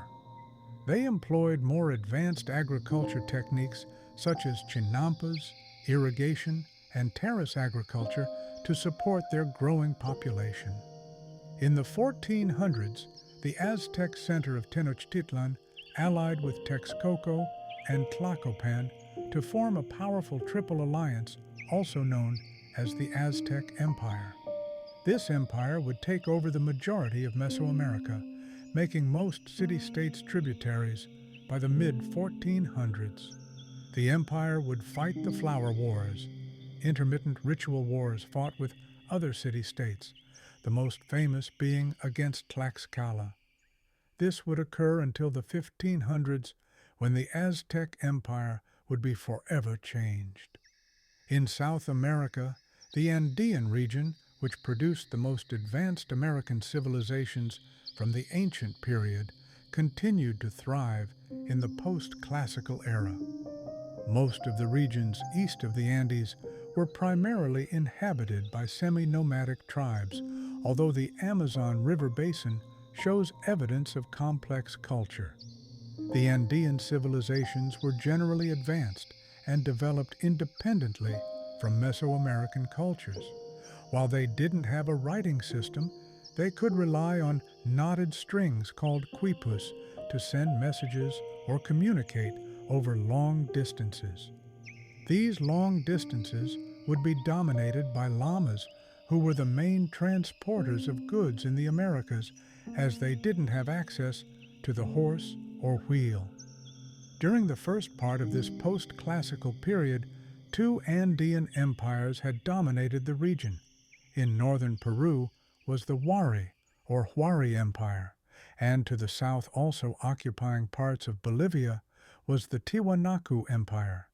Having roughly the same military power, they would engage in a type of Cold War, coexisting but ready for action with minor skirmishes in proxy areas. Both empires would begin to decline around the 800s because of changes to the environment. The 1400s saw the rise of the largest empire in all the Americas. These Quechua-speaking peoples out of the Cusco region would conquer and build upon the previous Andean culture in the area under the guidance of Sapa Inca. These warriors expanded into present-day Ecuador and Chile. It was soon known as the Inca Empire. These Inca were known for their use of abacuses in mathematics and their pyramid-like structures like Machu Picchu. Their road system was also regarded as one of the best in the world at this point. An ocean away from the Inca lies Oceania. It is divided into these four sub-regions. The first people to migrate to Australasia and Melanesia had migrated over from Africa as far back as 50,000 years ago. Migrations from Southeast Asia are typically responsible for the populations of Polynesia and Micronesia, and took place thousands of years later. They would build cities like Nan Madol and Mua, which would become the capital of the Tui Tonga Empire, gaining power in 950. The Tongan Empire would reach its peak beginning in the 1200s and led expeditions to spread their influence all throughout the South Pacific Islands. They were adept sailors and used stick charts to help them with navigation. Polynesians were the first to discover New Zealand, Easter Island, and Hawaii. These were areas previously untouched by humans. Once settled on these different islands, the Polynesians would begin to adopt different cultures from one another. In New Zealand, this would give rise to the Maori peoples originating from East Polynesia. Because of the island environments, new species entering the ecology was rare, and once the Polynesians arrived, it led to mass extinctions, including the Emoa, which was often hunted. On Easter Island, the presence of Polynesians destroyed the native ecology by hunting and the construction of their large stone statues. This resulted in their own population disappearing over time. The 29th of May, 1453, the Ottoman Empire laid siege to the city of Constantinople. The Eastern Roman Empire's defenses had always been state-of-the-art. Alas, state-of-the-art for a period long dead. Using gunpowder technologies after a 53-day siege, the Ottomans under 21-year-old Sultan Mehmed II would capture Constantinople, putting an end to 1,500 years of the Roman Empire. While nomadic tribes dominated the post-classical period, that era would end giving way to a new age of gunpowder. The Byzantines, Delhi Sultanate, and Songhai had already felt its lethal touch, but these were just the first of many. The modern era was here. Afro-Eurasia had become as connected as it ever was during this time, but as Europe became further cut off from the East due to the decline of the Silk Road, they would try to find alternative ways to reach it for trade, and this would set into motion what could never be undone, and nothing would ever be the same after. Centuries of nomadic domination, the world is about to bend to a new master. The three Islamic gunpowder empires, the Ottoman Turks, the Safavids in Iran, and the Mughals in the Indian subcontinent, control Western, Central, and South Asia. Because of their new technologies, in Europe, a deeply tired continent emerges from the Middle Ages with new realizations and new ambitions. During the post-classical period, Africa and the Americas produced some of the most advanced and successful societies on the planet, but not even they could prepare for what was to come. East Asia would begin to pursue isolationism from the West near the end of the last period. In China, the Ming inherited the Song's advanced technical knowledge, but while the Chinese went through a period of industrialization, they would not go through a scientific revolution, meaning there was nothing to counter or challenge traditional belief systems. This could be responsible for what caused them to falter as arguably the world's leading civilization. While having invented gunpowder, it wasn't the Chinese but the Europeans who invented the matchlock, creating the classic firearms that were so useful in warfare. Early on, the Ming would see large-scale urbanization. Cities like Nanjing and Beijing would swell in population and see the rise of private industries. More silk products were produced along with cotton and paper. Smaller markets would focus more on food production. Before the Ming's isolation, they would actually have a very profitable trade system with the Portuguese, Spanish, and Dutch. This gave them access to silver, which they needed to back their paper money, which crashed by the mid-1400s, suffering from hyperinflation. Once the Ming became isolationist, silver would still find its way onto the mainland. This abundance of silver from the Spanish helped the Chinese economy survive. In the late 1500s, Japan would invade Joseon, Korea, in what would be known as the Imjin War. China sent an army to protect Korea and themselves, and were ultimately the victors. But this left them stretched thin. To make matters worse, the Little Ice Age that affected the North Atlantic also affected Ming China, specifically their food sources. Trading partners cut off exchanges, and Chinese crops began to fail, along with other natural disasters and widespread disease outbreaks. The Ming would be deemed to have lost the mandate of heaven, and rebels would begin to stir in a peasant uprising. Li Zicheng would succeed in overthrowing the Ming at Beijing, with the Chongzhen emperor committing suicide.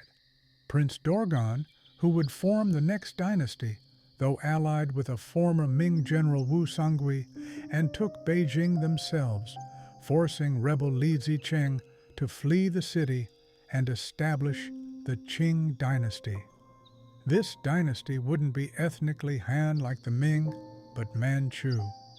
These Manchus were descended from the Jurchen who invaded from the north during the Song dynasty last period, establishing the dynasty in 1644. They would go on to be the most populous state in the world and the fourth largest empire in history. They would administer Chinese affairs with a traditional Confucian style and left most of the ethnic minorities to their own devices. This dynasty would survive this period but fall in 1912. In Japan, the Sengoku period of civil war continued. The powerful Oda Nobunaga had just deposed the last of the Ashikaga shogunate and went on a warpath to unify the country. In 1582, his dreams would almost escape him, but he lost something arguably just as valuable. Betrayed by one of his generals, Nobunaga was forced to commit suicide or seppuku at the Honnoji temple. His successor Toyotomi Hideyoshi took over the mission and succeeded, ending the strife-filled Sengoku period. He was the one who set into motion the Japanese invasion of Korea, which ultimately failed after his death in 1598. And with the Toyotomi's credibility now in question after the failed invasion, Tokugawa Ieyasu would challenge his son Toyotomi Hideyori. This came to a head in 1600 at the Battle of Sekigahara, where Tokugawa was victorious and was proclaimed shogun of the new Tokugawa shogunate in 1603. This marked the beginning of the Edo period, which saw the shogun rule from the Edo castle in the capital of Edo, former name of Tokyo. It was a feudal system like the other shoguns, with a strict hierarchy previously established by Toyotomi Hideyoshi. The feudal lords of the Tokugawa clan ruled with their warrior class of samurai underneath, a similar system to Europe. Farmers and artisans were ranked below them. The Tokugawa would close off the island country from foreigners with its sakoku policy, which also kept commoners from leaving. Literacy rates rose during this time, although this could be attributed to other factors. In the smaller areas of Japan, the daimyo feudal lords would often also train in the fighting arts and be samurai. By the same token, samurai could also be the proper lords of their region. Daimyo would forge alliances by exchanging relatives, and daimyo families would stay near Edo Castle to ensure loyalty. Because of the strict hierarchical system, there would often be dissatisfaction and conflict, but interestingly enough, not in the way one would expect. Instead of peasant uprisings, it was the samurai and daimyo who were cut short with fixed tax rates and rising inflation. Taxes collected by landowners would be worth less and less, leading to angry nobles and angry samurai. The system would still be maintained, though, and the Edo period would last for over 200 years.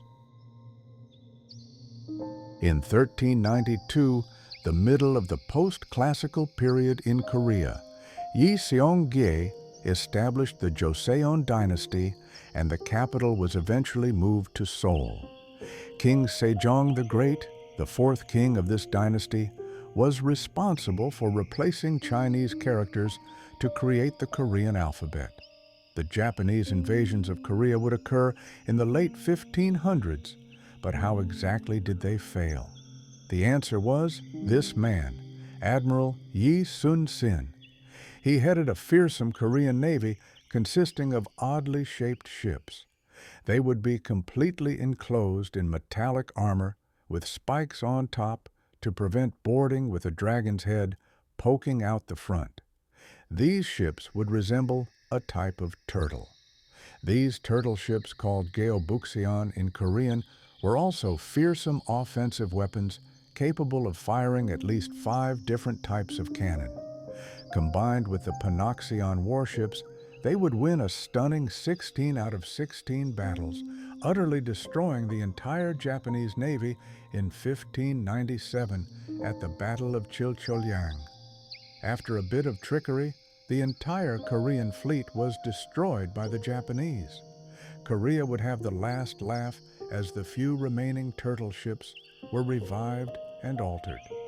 A combined force of Ming Chinese and Korean warships put an end to the Japanese advance at Noryang, ending the war. In the 1600s, Korea was once again invaded, this time from the Yurshin, who would soon change their identity to Manchu, the same peoples who would form the Qing dynasty in China. Korean King Injo surrendered in 1637 and was forced to send concubines and noble women to the Qing Prince Dorgon. After the constant invasions, Joseon Korea experienced almost 200 years of peace. Internal problems are what caused the dynasty to decline in the late 1800s, but the Joseon would remain stable during most of the early modern period. The Delhi Sultanate, early 16th century. This sultanate would have control of the Indian subcontinent for over 300 years. Ibrahim Lodi of the Afghan Lodi dynasty would be the last of these rulers. An invading army under Babur, a descendant of both Timur and Genghis Khan, would kill the last Lodi sultan at the Battle of Panipat and establish the Mughal Empire, one of the Islamic gunpowder empires. The Mughals adopted much of the Persian culture and would become one of the richest and productive regions in the world. Their GDP surpassed the entirety of Europe during the early modern period, and it was valued at around a quarter of the GDP of the entire planet. During the Mughal classic period, the empire was highly centralized with advances in the arts and architecture. With the death of Emperor Aurangzeb, the empire would stagnate but still survive for another 150 years after losing hegemony to a mobile group of warriors. These Hindu Marathas were located to the southwest and would expand under their Peshwas, or prime ministers. This ended when the Afghan Empire, backed by the Mughals, halted their expansion, but they succeeded in taking over most of the Indian subcontinent. They would later be divided into a confederacy of Maratha states near the end of the early modern period. Colonial powers practiced new imperialism, a phase which saw Europeans, after their earlier colonial pursuits in the Western Hemisphere, attempt to colonize and exploit Africa and the East. India was no exception. In 1757, at the Battle of Plassey, the Nawab of Bengal, part of the Mughal Empire, surrendered his territory to the British East India Company. The British would soon be given the Diwani, or ability to collect revenue, and established a capital at Kolkata. Next on their list was a more formidable force, the Marathas. The Anglo-Maratha Wars were a series of 3 wars fought between the Hindu Empire and the British. While the Marathas succeeded in the first, the British dominated the last 2, ending up with both Mughal and Maratha territory. As the Dutch East India Company was also a fierce competitor for territory in Southeast Asia, the British had to negotiate treaties in order to assign possessions. After rebellion and turmoil, the British dissolved their East India Company, preferring to administer to the region themselves. This was known as the British Raj. Colonial rule would continue to spread in Southeast Asia, with only Thailand or Siam avoiding the same fate as its mainland neighbors. Off the coast in Indonesia, the powerful Hindu empire of the Majapahit lay at a crucial point in the spice route which connected Indian and Chinese ports. Though their influence spread to surrounding islands, the Majapahit would fall before the mid-1500s after the emergence of numerous Malay sultanates. The Portuguese would conquer the Malacca Sultanate by 1511, taking control over the strategic Strait of Mala. The Middle East, the crossroads of the Old World, tensions remained. West Asia had a new king, the Ottomans. After their conquest of Constantinople, the Ottoman Empire entered its classical age, a period of expansion and pursuit of power. They expanded into North Africa, capturing Egypt in 1517 and establishing the Regency of Algiers, Ottoman Tunis, and the Eyalet of Tripolitania. Morocco remained an independent Berber state. In the latter part of this period, Ottoman land in North Africa, the Middle East, and the Balkans would experience what historians call Pax Ottomana, a period of economic prosperity and stability not unlike the Pax Mongolica of the previous era. There would be conflict, though, with a new enemy to the east, Safavid Persia. Founded around 1501, this empire was the first native Persian empire since the fall of the Sassanids in the 600s. Being Shia, they would be under constant threat from the Sunni Ottomans. Nonetheless, the Safavids would spread their version of Islam into various parts of the Middle East. The Safavids grew to be a major power because of trade. Europeans, especially England and the Netherlands, were quite fond of Persian rugs, along with their silks and other textiles. They would grow weaker and fall in 1736, but their legacy lived on in the strengthening and spread of Twelver Shia Islam. Central Asia, where some nomads still ruled, Turkic confederacies occupied this area. United by Muhammad Shaybani Khan from the steppes, he came at the helm of various tribes like the Kipchaks, Nogai, and other Turkic tribes. Closer to India, the Pashtuns or Afghans came to prominence under the Hotak dynasty in the mid-1600s.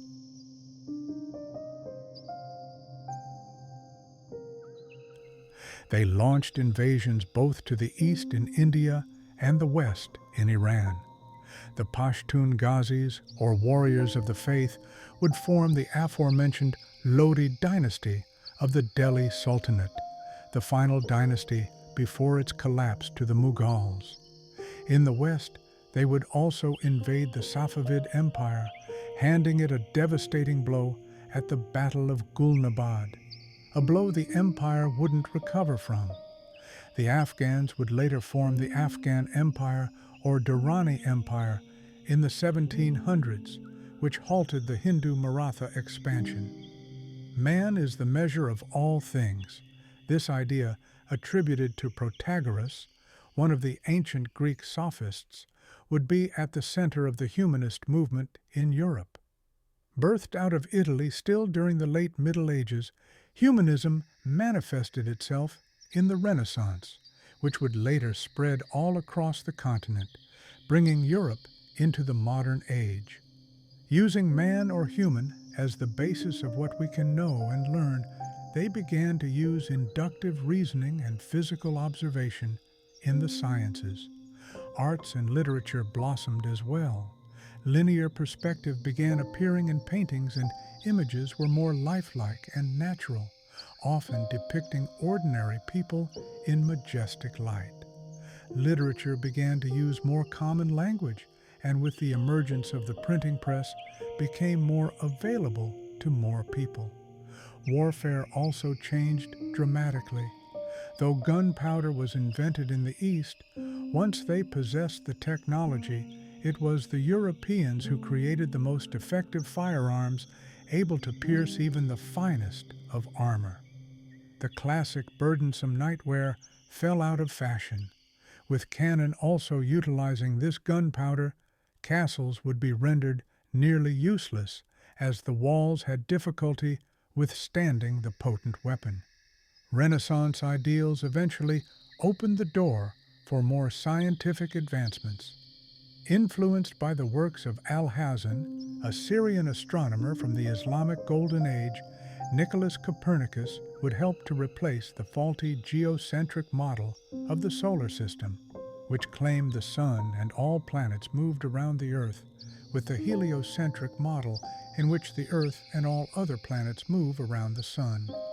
This is widely regarded as the beginnings of the scientific revolution. This continued for the majority of the early modern period, with the creation or advancement of numerous scientific fields like biology, geology, and physics.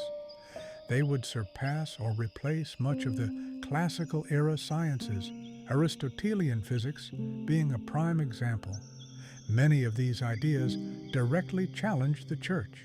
Catholicism wasn't only threatened by science, but by other variants of Christianity. In the late Middle Ages, Jan Hus, a Christian reformer in Bohemia, was executed for heresy.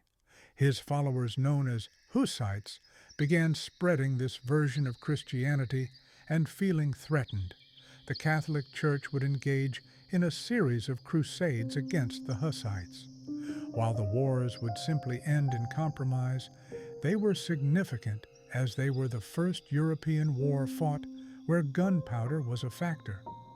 Hussite soldiers were able to dispatch far larger numbers of the Holy Roman Emperor's crusaders. Christianity in Europe would also be greatly challenged by foreign empires. After their victory at Constantinople, the Ottomans expanded into Eastern Europe, where they laid siege to Belgrade. John Hunyadi of the Kingdom of Hungary, who had been fighting the Turks for decades, masterminded a counterattack on the Ottoman camp. Though outnumbered, the Eastern Europeans would drive back the Turkish army, wounding Mehmed II in the process. Seen as a pivotal moment in Christian history, Hunyadi's victory kept the Ottomans from expanding throughout Europe. In the late 1400s, the Spanish crown established the tribunal of the Holy Office of the Inquisition. This saw the Church prosecute Catholics for heresy and other acts deemed against the faith. This included sorcery and witchcraft, as well as Judaizing and blasphemy. This Spanish Inquisition would last all the way until the 19th century. The electorate of Saxony, nestled within the Holy Roman Empire, in 1508, the University at Wittenberg would accept an Augustinian monk as professor of philosophy. He then became a preacher at the local church. In 1517, on the 31st of October, this monk Martin Luther posted a critique of the Pope and Church on the church's bulletin board. These would become known as the 95 Theses, and were mainly critical of the practice of selling indulgences and the Catholic view of purgatory. Debates soon became commonplace, leading to those protesting the Church and the Protestant Reformation. Different Protestant denominations emerged from this, including the Lutheran, after Martin Luther, Calvinists, and Presbyterians. In England, it yielded the English Reformation, which saw the rise of Anglicanism. In 1521, at the Diet of Worms, Holy Roman Emperor Charles V declared Luther a heretic, but occupied with affairs in Eastern Europe, left it up to the German nobles to deal with Luther if they saw fit. In 1530, Charles ordered all Protestants to revert to Catholicism, leading to the Protestants banding together in the Schmalkaldic League, a military alliance of Lutheran princes. In 1555, the Treaty of Augsburg was signed by Charles and the League, which gave local rulers the choice between either Lutheranism or Catholicism for their state. The Catholic Church wasn't about to take challenges to its power lightly. The Council of Trent was called in reaction to this Protestant Reformation, sparking a Counter-Reformation and Catholic revival. Seminaries were founded for the training of new priests, and new religious orders, like the Jesuits and Capuchins, helped to fight the corruption in the Church and strengthen its reputation.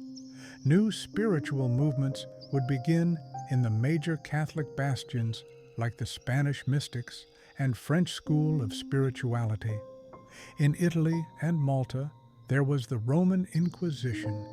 Eastern Europe, Ivan IV, the Grand Prince of Moscow, had dreams of grandeur.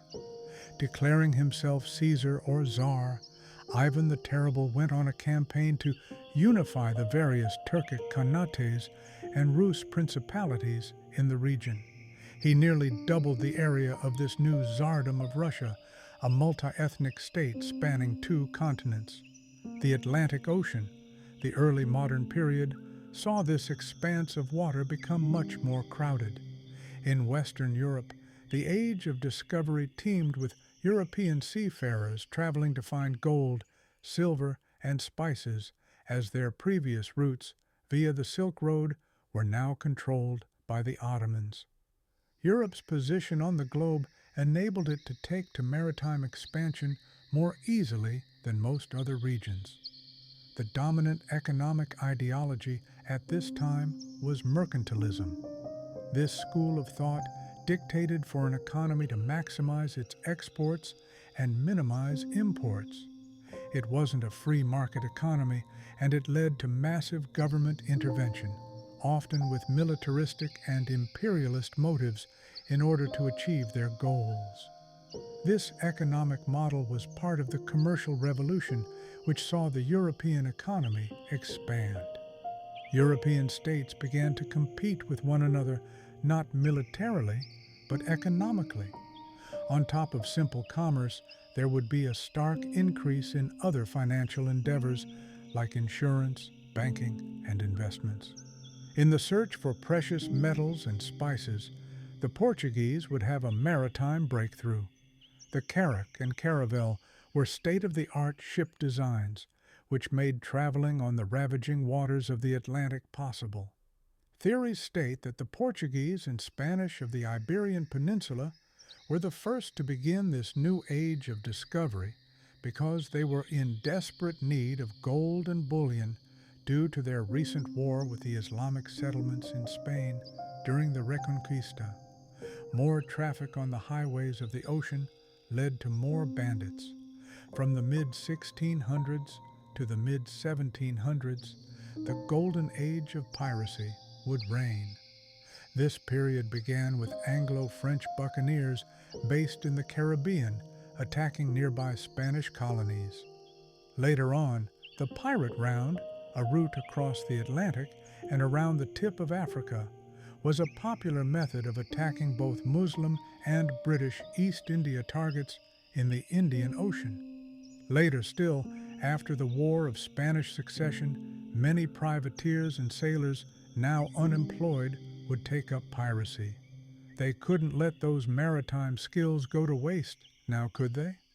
Back in Europe after the disastrous 30 Years' War, which killed up to 8 million people, the Church was less of a unifying force, and residents would associate more with their state. This allowed monarchs to claw for more claims to absolute power. There would be a decrease in feudalism from the previous period, as all power was now centralized in the monarch who claimed legitimacy from a higher power. The nobles would have less control, and taxes would sharply increase as well. One of these absolute monarchs was Louis XIV, or the Sun King.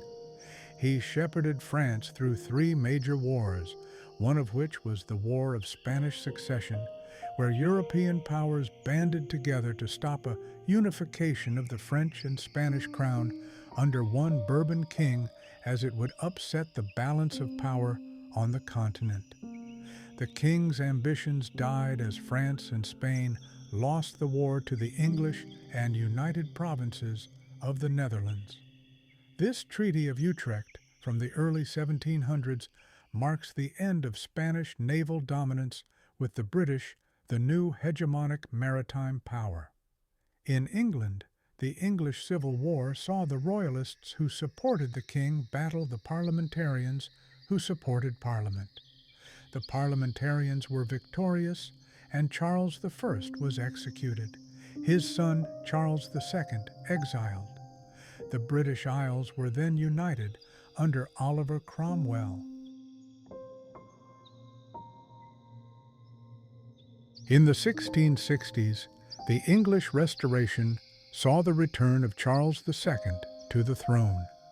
In 1688, in what would be known as the Glorious Revolution, King James was deposed by his daughter Mary and her husband William of Orange, leader of the Dutch Republic. Soon after, it was resolved that England would be a constitutional monarchy. Africa, the Songhai, last of the great West African empires, fell to Moroccan forces from the north.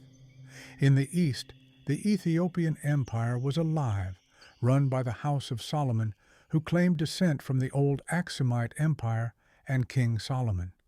Going through various phases of invasions, centralization, and decentralization, the Ethiopian Empire, today Ethiopia and Eritrea, would remain intact until 1974, one of only two African countries to escape colonization. Further south, parts of the Swahili coast came under Portuguese subjugation, but would eventually be taken over by the Omani, a sultanate and maritime empire. Across the Atlantic, Christopher Columbus enters a fantastical paradise. To Europe, it would be a new land to pursue their economic interests. The first land claimed was that of Latin America, so named because it was Spain and Portugal's to plunder. The Treaty of Tordesillas divided this land, then named Ibero-America, between the two Iberian powers. Portugal named its territory Brazil, after the Brazil wood which produced dyes. Using gunpowder, Spain had a simple time subverting the natives within its territories. Those too powerful, like the Aztecs, they would use subterfuge. In their quest for precious metals, they would establish viceroyalties like New Spain and force native peoples to work to extract resources. Their territory spanned all Central and South America. The Portuguese already had lucrative settlements overseas around Africa and Southeast Asia, with links to both China and India, so their territory in Brazil wasn't as important. There was a dearth of precious metals there as well, so Portugal instead began producing sugarcane. Because of the intense labor of working these plantations, Portugal brought over slave labor from West Africa, kickstarting the Atlantic slave trade. After seeing how lucrative the New World could be, morality notwithstanding, the other Western European powers with access to the ocean, England, France, and the Netherlands, sought territory in the Americas as well. Some Caribbean islands were taken from the Spanish, but more importantly, North America itself was ripe for conquest. The British began colonization in Virginia in 1607 and continued until 1733 with Georgia. The Dutch settled further north in New Netherland, what would become New York. France colonized even further north in eastern Canada, founding Quebec City in 1608, and eventually created New France. In the mid-1700s, the 7 Years' War, regarded as the first truly global war, would have consequential effects for the colonies, resulting in France ceding New France to Great Britain, along with Louisiana and all territory west of the Mississippi, to the Spanish. The war took a financial toll on Britain despite all its territorial acquisitions. Taxes were increased on the 13 colonies in lower British North America, leading to rebellion in 1775. They would declare independence from Britain in 1776, and after a tired British army failed in quelling the insurrection, the Crown finally accepted and recognized America's independence with the Treaty of Paris in 1783. To the north, the colonies of Canada remained loyal to the Crown. Most of the foremost figures from the 13 colonies were heavily influenced by Enlightenment ideals. Beginning in the mid-1600s, the Age of Rationalism emerged, which differed from Renaissance philosophy. This period saw Isaac Newton write his Principia and French philosopher René Descartes, famous for his quote, "I think, therefore I am." Thinkers around this time tended to be deists but secular, preferring the church to stay divided from governmental affairs. While the scientific revolution was one of the sciences, the Enlightenment was an intellectual revolution of philosophy, where reason was king, not a fallible monarch or mystic being in the heavens. This wasn't confined to science, but affected religion, economics, politics, literature, and art. The American Revolution wasn't the only battle spurred by Enlightenment ideals. Liberty, equality, and fraternity. Rampant inequality ran through France. Soon, so did blood. With the abolishment of the Ancien Régime, revolutionaries took control of France, and King Louis XVII and Marie Antoinette met their demise in 1793. Terror then reigned. This French Revolution lasted 10 long years, and out of its spent ashes rose the man who would bring a continent to its knees, the man who would be emperor. Welcome to the longest century ever. Throughout much of history, most advancement or innovation came in the form of ideas or religious ideology.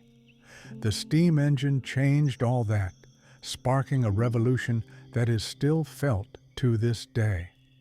Using pressure created from steam, this invention was able to pump out water from coal mines, enabling them to go much deeper. This industrial revolution began in Europe in the late 1700s, but would go well into the 1800s, spurring another era of advancement, this time called the Technological Revolution, which seeped into the 20th century. Louis Paul was the first credited with developing roller spinning, which was the basis for spinning cotton in cotton mills. While the steam engine had existed prior, it was James Watt and Matthew Boulton who made the improvements to it that truly caused widespread change. Later on, during the technological revolution, the electrical, petroleum, and steel industries took off. There were massive advancements in transportation with the first airplanes and automobiles. This is when Thomas Edison would develop a number of devices and is said to have created the first industrial research laboratory. Nikola Tesla also made a number of contributions to the fields of electricity and magnetism around this time.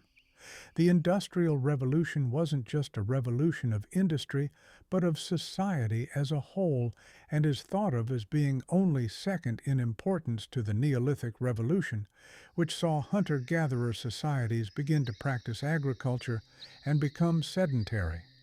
With more machines being used, more factories were built to house them, and society shifted from manual labor to using these machines for manufacturing. The steam engine fueled by coal was used to power most of these machines, like in the textile industry, which was one of the first to implement this technology. Over time, machines were used to create more of themselves, leading to exponential economic growth. They would need it after Napoleon. Rising to prominence during the French Revolution, the ambitious Napoleon Bonaparte, now Emperor of the French Empire after the short-lived First Republic, led France to a series of victories against a coalition of European powers during the early 1800s, replacing the Spanish monarch with his own brother. England, though, was to be the French's closest rival. The Battle of Trafalgar saw the British and coalition forces victorious in a major naval engagement. After over a decade of conflict, Napoleon was ultimately defeated at the Battle of Waterloo in 1815 and exiled permanently. While the Bourbons were restored in Spain at the end of the Napoleonic Wars at the Congress of Vienna, nations attempted to restore the balance of power within Europe with an emphasis on maintaining peace and order, but also the status quo so as not to undermine their own monarchies. Europe was still full of monarchies during this period, each with different amounts of ruling power. In 1721, Russia was declared an empire by Peter the Great. He defeated Sweden in the Great Northern War, taking back lost land and acquiring new territory, becoming one of Europe's main players. Peter would found the city of St. Petersburg, which became a window to Europe. His reforms later modernized Russia along the lines of the Western powers. Later on, Catherine II, or Catherine the Great, extended Russia's territory over the Poland-Lithuania Commonwealth, dissolving the state. They would push eastward, claiming Asian territories up until the Pacific known as Siberia, and even beyond into North America in present-day Alaska. Though Russia was invaded by Napoleon in 1812, they would repel the invasion and come out the victor. Serfdom was abolished in the mid-1800s, resulting in some 30 million peasants freed from the old system. Industrialization came to the Russian Empire in the 1870s, and with it, a market economy leading to income inequality. Many of the world's other great empires were damaged, some beyond repair. The Ottomans, once a significant power in West Asia, lost much of their territory in a series of revolutions. To the east, the Mughals succumbed to the Hindu Maratha forces, which in turn fell to the British. Europeans still controlled many oceanic islands as well. The British had colonies on Australia at the end of last period and added New Zealand and Fiji later. The French had French Polynesia and New Caledonia, while the Germans colonized Samoa and New Guinea. The United States would expand westwards and take Hawaii in the mid-19th centuries. Japan would be visited by the black ships of Commodore Matthew Perry. Perry is credited for opening up the severely isolationist Japanese to Western ideas and technology. Around 10 years later, the Tokugawa shogunate would be dissolved with daimyo ceding their land to Emperor Meiji in what is known as the Meiji Restoration, with Japan becoming a proper empire. After such isolation, the access to new ideas helped Japan modernize rapidly compared to its Chinese and Russian neighbors. Periods of decolonization would begin in Spain's colonies in the Americas. From 1808 until 1829, the Spanish-American Wars of Independence saw all of Spain's territories in the Americas become autonomous. Only Cuba and Puerto Rico remained in Spain's grasp. The Portuguese never divided up their territories like the Spanish did, which is why Brazil is now such a large state. This made rebellion much easier, and Brazil would declare its independence in 1822 forming the Empire of Brazil. After Napoleon's defeat, Britain was undoubtedly the world's most powerful empire. From 1837 until 1901, the Victorian era, so named because of Queen Victoria of the United Kingdom, saw Britain prosper. Education increased with the help of industrialization, and profits from exploitation abroad put them at the forefront. After Napoleon, the British had no true rival in the entire world. Their foreign policy was called splendid isolationism, so called because they needed no permanent alliances to benefit themselves. This period of Pax Britannica saw the British rule the oceans, acting as arbiters worldwide. Having abolished the slave trade in 1807 and slavery within its domains in 1833, the British would police the ongoing Barbary slave trade still happening in North Africa. They would even control the economies of countries that remained independent, like Qing China. Much of their ability to administer such far-reaching areas was due to the steamship, which used the prefix SS for quick transport, and the telegraph for long-distance communication. Napoleon's defeat was the start of instability in France during the 1800s. The Bourbons, relatives of the dead French monarchs, were restored in France, marking a shift toward conservatism, placing the Catholic Church into French politics. In 1830, the July Revolution ended the Bourbon dynasty for good, replacing it with the July monarchy, a liberal constitutional monarchy. The Industrial Revolution, mixed with Enlightenment ideals from the last century, led to numerous reform movements across Europe.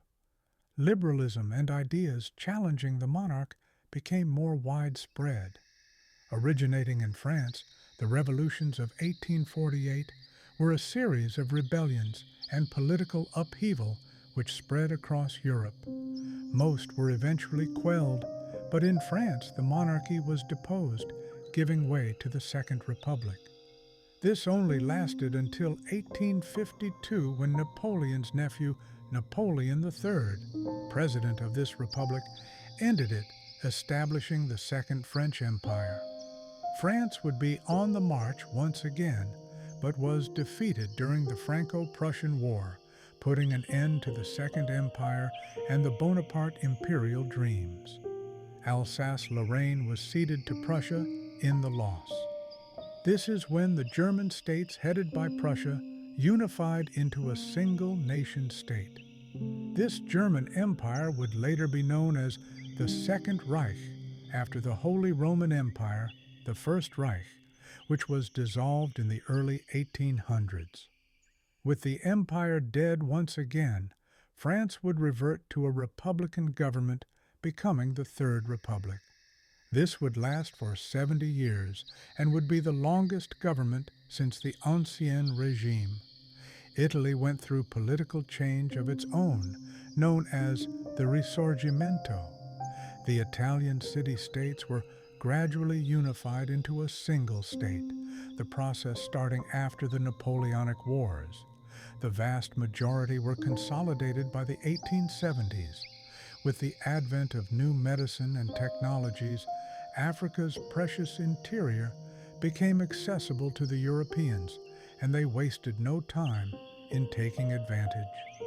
The so-called Scramble for Africa began with the Berlin Conference in the 1880s.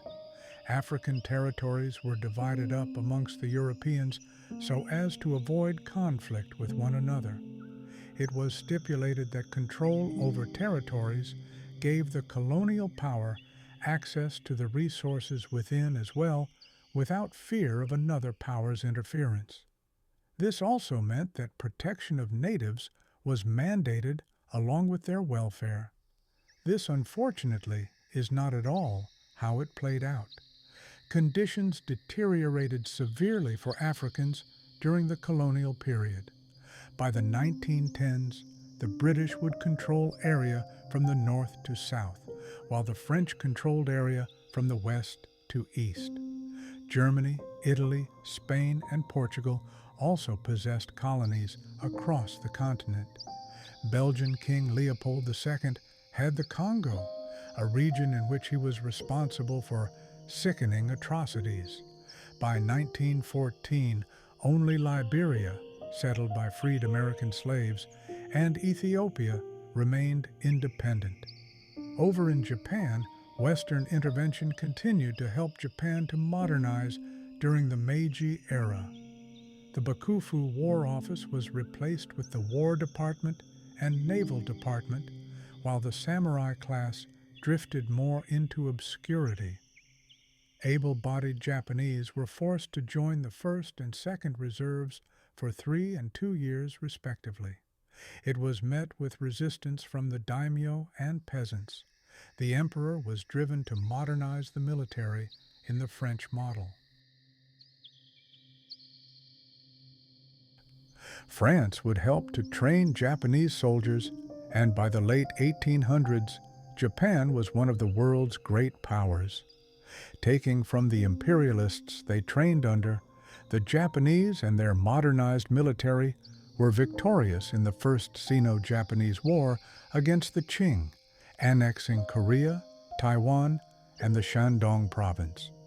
Once Emperor Meiji died, Emperor Taisho took the throne, granting democratic rights to all Japanese males. In the 1800s, America was still not a major player on the world stage. The infant country still had growing problems within. The antebellum period beginning in the early 1800s in the American South saw the country divided over the expansion of slavery. This division became official when the Southern states seceded from the Union to form the Confederate States of America, leading to the Civil War led by Jefferson Davis. This Confederacy opposed Abraham Lincoln's Union of Northern states seeking to unite America again. Lincoln and his generals also desired to do away with Confederate nationalism and all forms of slavery in the South. The Confederacy's area was too large to defend with the forces they could muster, so they were often outmaneuvered, like at the siege of Vicksburg. Only General Robert E. Lee could fend off the Union soldiers, but eventually Generals Ulysses S. Grant and William T. Sherman kept pressure on the South until the enemy soldiers were starved, leading to a Southern surrender. With the Emancipation Proclamation, slaves were freed from their physical shackles, although societal ones continued to be a burden. The Reconstruction era began after the end of the war in 1865, which dealt with the ramifications of the war and lasted until around 1877. Beginning around the same time, parts of America were in the process of reaping the rewards from industrialization. Wealth inequality increased sharply, and the upper classes owning these means of production flaunted their wealth, giving this period the name of the Gilded Age. During the technological revolution, towns and cities in the Northeast would be built around factories owned by these robber barons. Factories would make their owners fabulously wealthy, often at the expense of their workers. J.D. Rockefeller was widely criticized for using aggressive or immoral tactics with his company Standard Oil, which absorbed most of the competition. With advances in transportation and communication, businesses profited the most, and corporations became normalized. Because of the growing power of big business, government passed the Sherman Antitrust Act in 1890, the source of all anti-monopoly laws in America. The courts declared that Standard Oil's monopoly be broken up in 1911. It survived as 34 separate entities, all with a different board of directors. Because of the suboptimal working conditions and worker exploitation that came hand in hand with industrialization, certain ideologies manifested themselves. Case in point, the Communist Manifesto, published in England just before the revolutions of 1848. The manifesto written by German philosophers Karl Marx and Friedrich Engels described history as a class struggle. Marx also outlined the 5 phases in Europe's development. Going into the beginnings of the next period, we would also see the sciences advance with the emergence of quantum physics. Darwinism based on adaptation and natural selection also became more accepted. Unfortunately, some use this theory as a means to divide and place different people in hierarchies dependent on race, health, or intelligence. This attitude of survival of the fittest was known as social Darwinism. As we enter the 20th century, these ideologies would fully come into light. The century begins with many of the same themes as the last. This is why many historians consider the early 1900s as part of a period beginning around 1789, making it the long 19th century. In 1901, Britain's colonies on the island of Australia, which had formed into 6 different self-governing colonies, New South Wales, Queensland, South Australia, Tasmania, Victoria, and Western Australia, joined together to form the Commonwealth of Australia. To their north, the Qing dynasty wasn't as stable. Failed education reforms and civil unrest, like the Boxer Rebellion and fallout from the Opium Wars and unequal treaties, placed the Qing in a precarious position. They needed to modernize and liberalize their archaic system of government, but numerous conservative Qing in the court were opposed. This led reformists to take action. The Qing, China's final dynasty, would fall in 1911 in the Xinhai Revolution. This marked the end of the old imperial system, which dated back to the Qin in the 200s BC. In 1912, the Republic of China was established under Sun Yat-sen, the first provisional president. This wouldn't last, though, as Yuan Shikai, who had control of China's most powerful military force, the Beiyang Army, had been promised the position to prevent conflict. Sun Yat-sen stepped down, and Yuan Shikai was sworn in as the second provisional president. The Japanese were new to the world stage, and while they tested their imperial mettle and won against their closest neighbors in China, they would be challenged by a foe to the north. The Russian Empire, now spanning from Europe to the Pacific, was eager for access to warm water ports on the ocean, seeking regions in Korea and Manchuria. They would go to war with the Japanese in the Russo-Japanese War. Fortune was with the new Empire of Japan as they handed Russian forces defeat after defeat, a surprising result for all observers across the globe. While the war cemented Japan as a mainstay, as a new world power, it caused embarrassment and dissatisfaction in Russia's Tsarist regime. A year later, the Russian Revolution of 1905 would take place. This wave of civil unrest included terrorism, peasant rebellion, worker strikes, and even military mutinies. In response, the State Duma of the Russian Empire was established, making Russia a constitutional monarchy. After centuries of constitutional monarchy of their own, England entered its Edwardian age under King Edward VII after the death of Queen Victoria. This would begin in 1901. The Second Boer War broke out soon after in South Africa, splitting Parliament into pro-war and anti-war factions. The pro-war conservatives became unpopular, resulting in a landslide victory for the Liberals in 1906, although they still couldn't get their pro-working class agenda passed, known as the People's Budget, as the House of Lords was still largely conservative.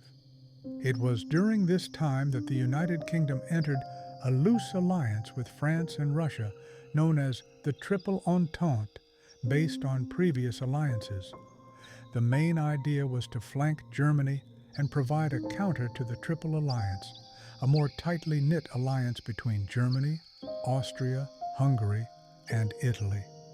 The rise of nationalism throughout this long 19th century and of Europe's recent period of industrialization left them unafraid of conflict. The Balkans were often fought over by many different empires. In 1912 to 1913, the Balkan League, comprising Greece, Montenegro, Bulgaria, and Serbia, took back much of the Balkan area from the Ottomans. During this time, Austria-Hungary was competing with Russia and Serbia for Balkan territory as well. The catalyst of conflict was when Serbian Gavrilo Princip fired the two shots that would spark untold mayhem. Archduke Franz Ferdinand of Austria was assassinated, and the stage was set for a war Europe had not yet seen. The July crisis, occurring right after the assassination, saw a series of escalating decisions made by European powers, which officially began the Great War. The Triple Entente became the Allied powers, and after 1917 included Japan and the United States. The Triple Alliance modified slightly and consisted of the German Empire, Austro-Hungarian Empire, and the Ottoman Empire becoming the central powers. Most fighting occurred on the Western Front with trench warfare. The no man's land, a vast area between enemy trenches, led to sacrificial charges and waste of life, resulting in many stalemates. On the Eastern Front, trench warfare wasn't as common. For the first time, war was fought from the air as well. It's estimated over 9 million lost their lives on the battlefield, and many more indirectly through food shortages and genocide, most notably of Armenians. Worse still, more people would die shortly after the war, as an influenza outbreak was easily spread in overcrowded barracks and hospitals. It soon spread around the globe as soldiers returned to their countries, causing a worldwide pandemic. The end of the war saw the Allied powers victorious and the end of the German, Austro-Hungarian, and Ottoman empires. The Ottoman territory was carved up and partitioned by the winning side, creating several new nations in West Asia. The newly created League of Nations, a predecessor to the United Nations, granted Syria and Lebanon to the French and Palestine and Mesopotamia to the British. The Arabian Peninsula eventually became Saudi Arabia and Yemen. A fourth empire also fell during the war. In 1917, a series of revolutions in Russia resulted in the abdication of the last Tsar, Nicholas II, and the establishment of a provisional government. Late in 1917, the October Revolution saw the Red Guard, an army of peasants and workers, take control of Petrograd, present-day St. Petersburg, under the Bolsheviks. This socialist uprising would change Russia forever. Civil war soon broke out between the Bolshevik Red Army and the anti-Soviet White Army, or the Whites. Nationalist groups like the Ukrainian Green Army and anarchist groups also engaged in the war.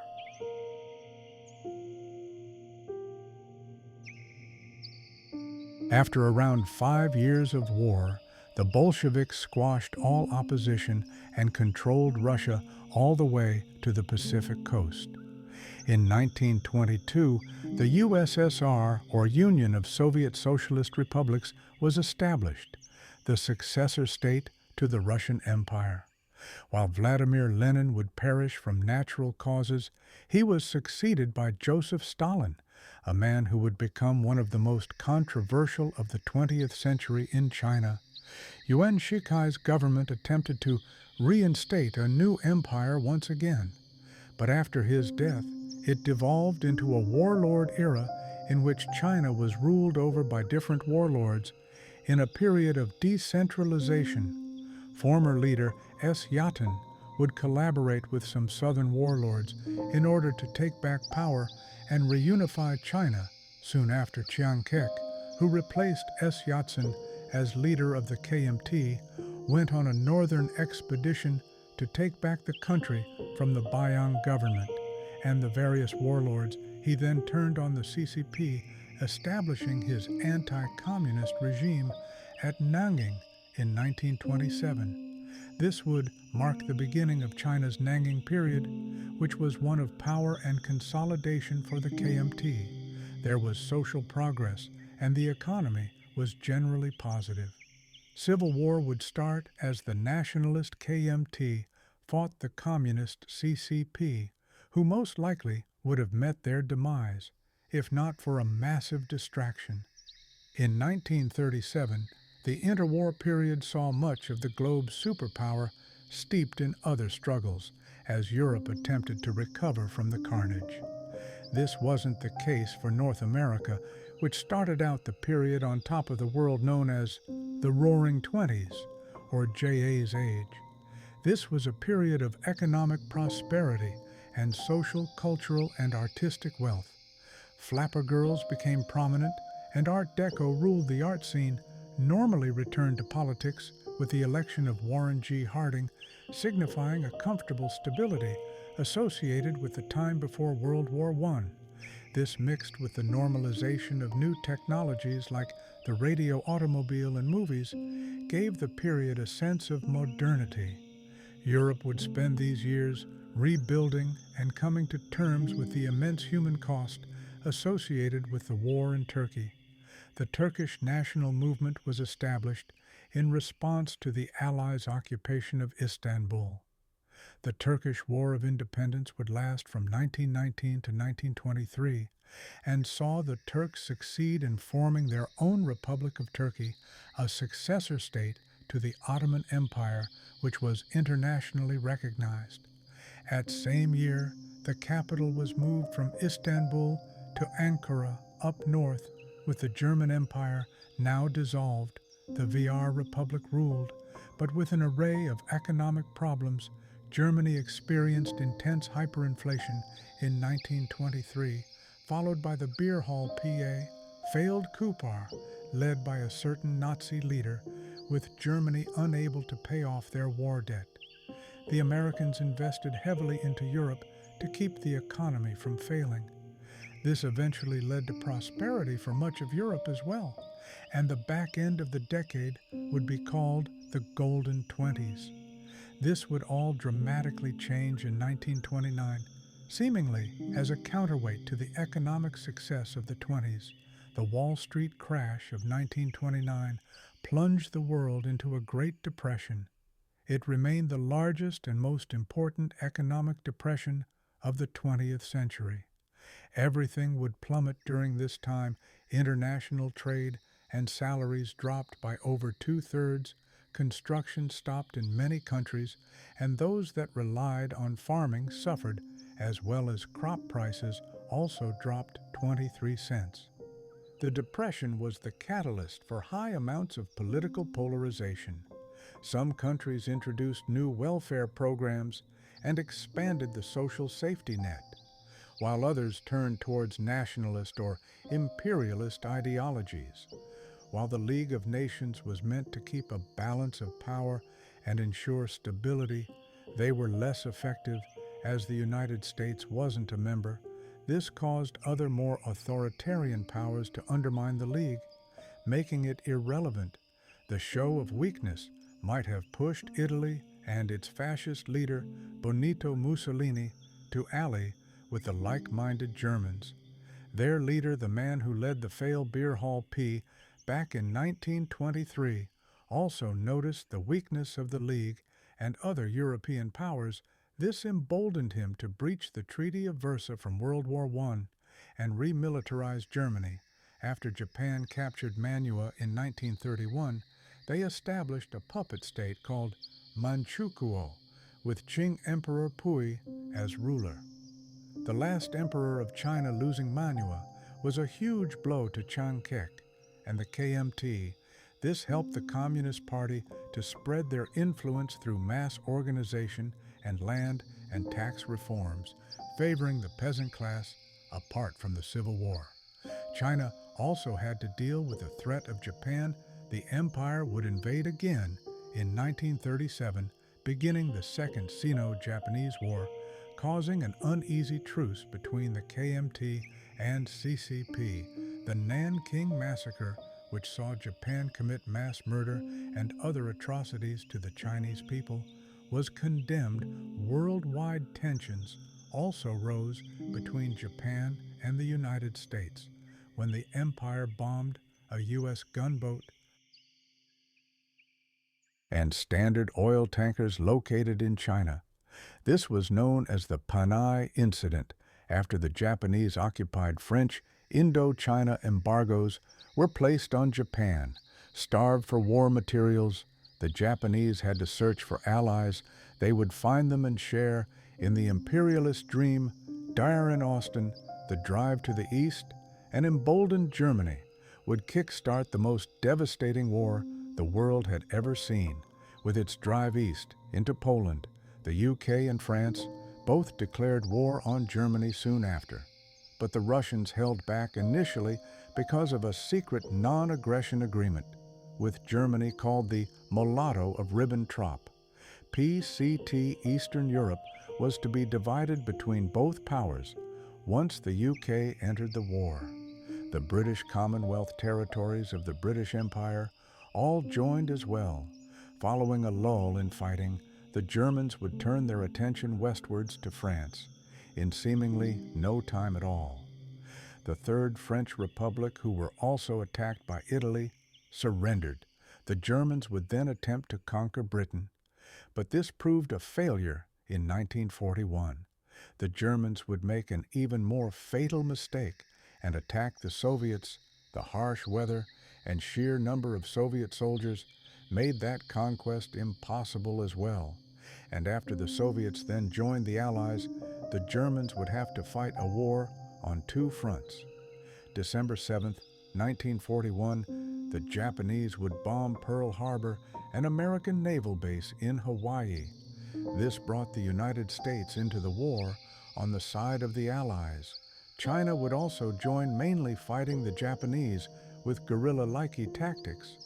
By 1942, the Western Theater had the British Commonwealth, the United States and Soviet Union fighting Germany and Italy, and in the Pacific Theater, the Commonwealth, China, and United States were fighting the Japanese, the UK, Soviet Union, China, and US were known as the Big Four nations that played the greatest roles in the war, although propaganda afterwards would tend to downplay or overstate certain counts' roles.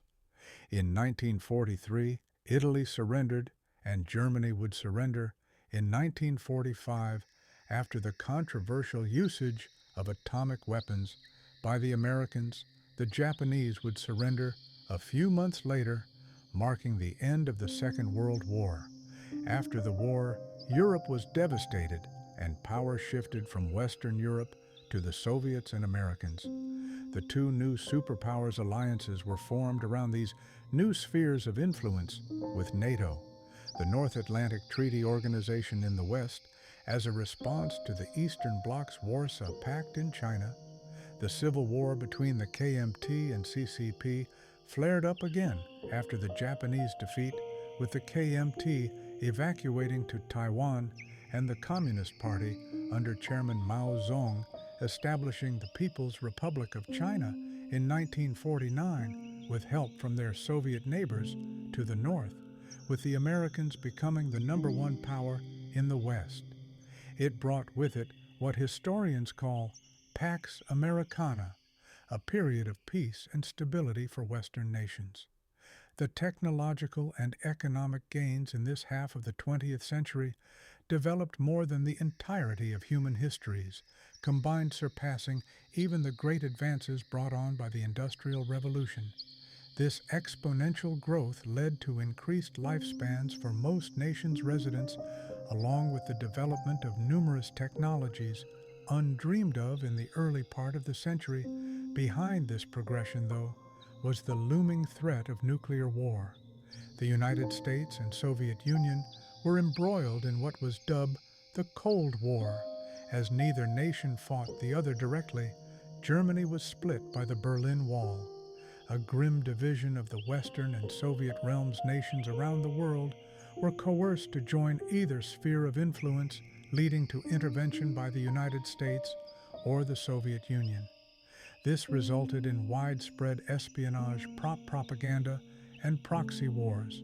Proxy conflicts like the Korean, Afghan, and Vietnam Wars occurred because neither the Americans nor Soviets could attack each other directly due to their increasing nuclear arsenal. The national security policy of mutually assured destruction was the basis for these proxy conflicts, as a direct attack would cause nuclear war, surely destroying both sides. So the stalemate carried on. In China, Chairman Mao adopted Marxist-Leninist ideals. Older Chinese ideologies like legalism were denounced. In 1960, the Sino-Soviet split saw China and the USSR go their own way, each interpreting and implementing Marxist-Leninist ideology differently. Beginning in 1966, the Cultural Revolution would do away with much of China's past, purging many parts of its long history. In 1972, China would begin to have closer relations to the United States, and soon after, Deng Xiaoping would implement economic reforms which opened up China to the West. During this period, numerous countries in Latin America would elect left-wing leaders, threatening the smaller but more powerful upper classes. During Operation Condor, the United States assassinated many of these leaders, placing more right-wing anti-communist military dictators in power. The wonders of space wouldn't even escape this earthly competition. During this new age, the United States and Soviets engaged in the space race to garner a reputation as the true superpower. Starting in 1957, the space age began with Sputnik, the Earth's first artificial satellite, being launched by the Soviets. The Vostok program also sent the first human into space, Yuri Gagarin. The United States would ultimately impress the entire world, though, with the Apollo program, which put the first man on the moon. The event was reportedly watched by 500 million people. Africans would also take back their land in mass independence movements, but many of these countries would still struggle after generations of colonialism. In the late 1980s, the Cold War began to subside. Under American President Ronald Reagan, the United States entered diplomatic relations with Soviet leader Mikhail Gorbachev, who introduced the perestroika and glasnost reforms. The Soviet Union then collapsed in 1991, leaving the United States as the sole world superpower. So that's the new Super Nintendo Entertainment System. What about it? They say it has 16-bit technology, whatever that means. The 1990s was an era of stability. While the information age began in the mid-20th century, the 90s would see the average Westerner benefit from massive technological advancements, granting them access to computers and the internet. Developed nations would begin a process of deindustrialization, moving towards information technology while outsourcing industrial jobs to current developing nations. On September the 11th, enemies of freedom committed an act of war against our country. The 21st century began with the War on Terror and brought with it a feeling of a new age, the feeling of never being able to go back. As the old saying goes, history never repeats itself, but it often rhymes. It's easy to forget we are still the same tribal beings who roam this earth eons too. And while we all have our own experiences, we are all connected enough that they become strikingly similar.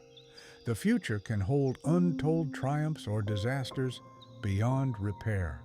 So are we destined for a thrilling, senses-shattering, cyberpunk-like dystopia, an arid post-apocalyptic desertscape ruled by different city-states?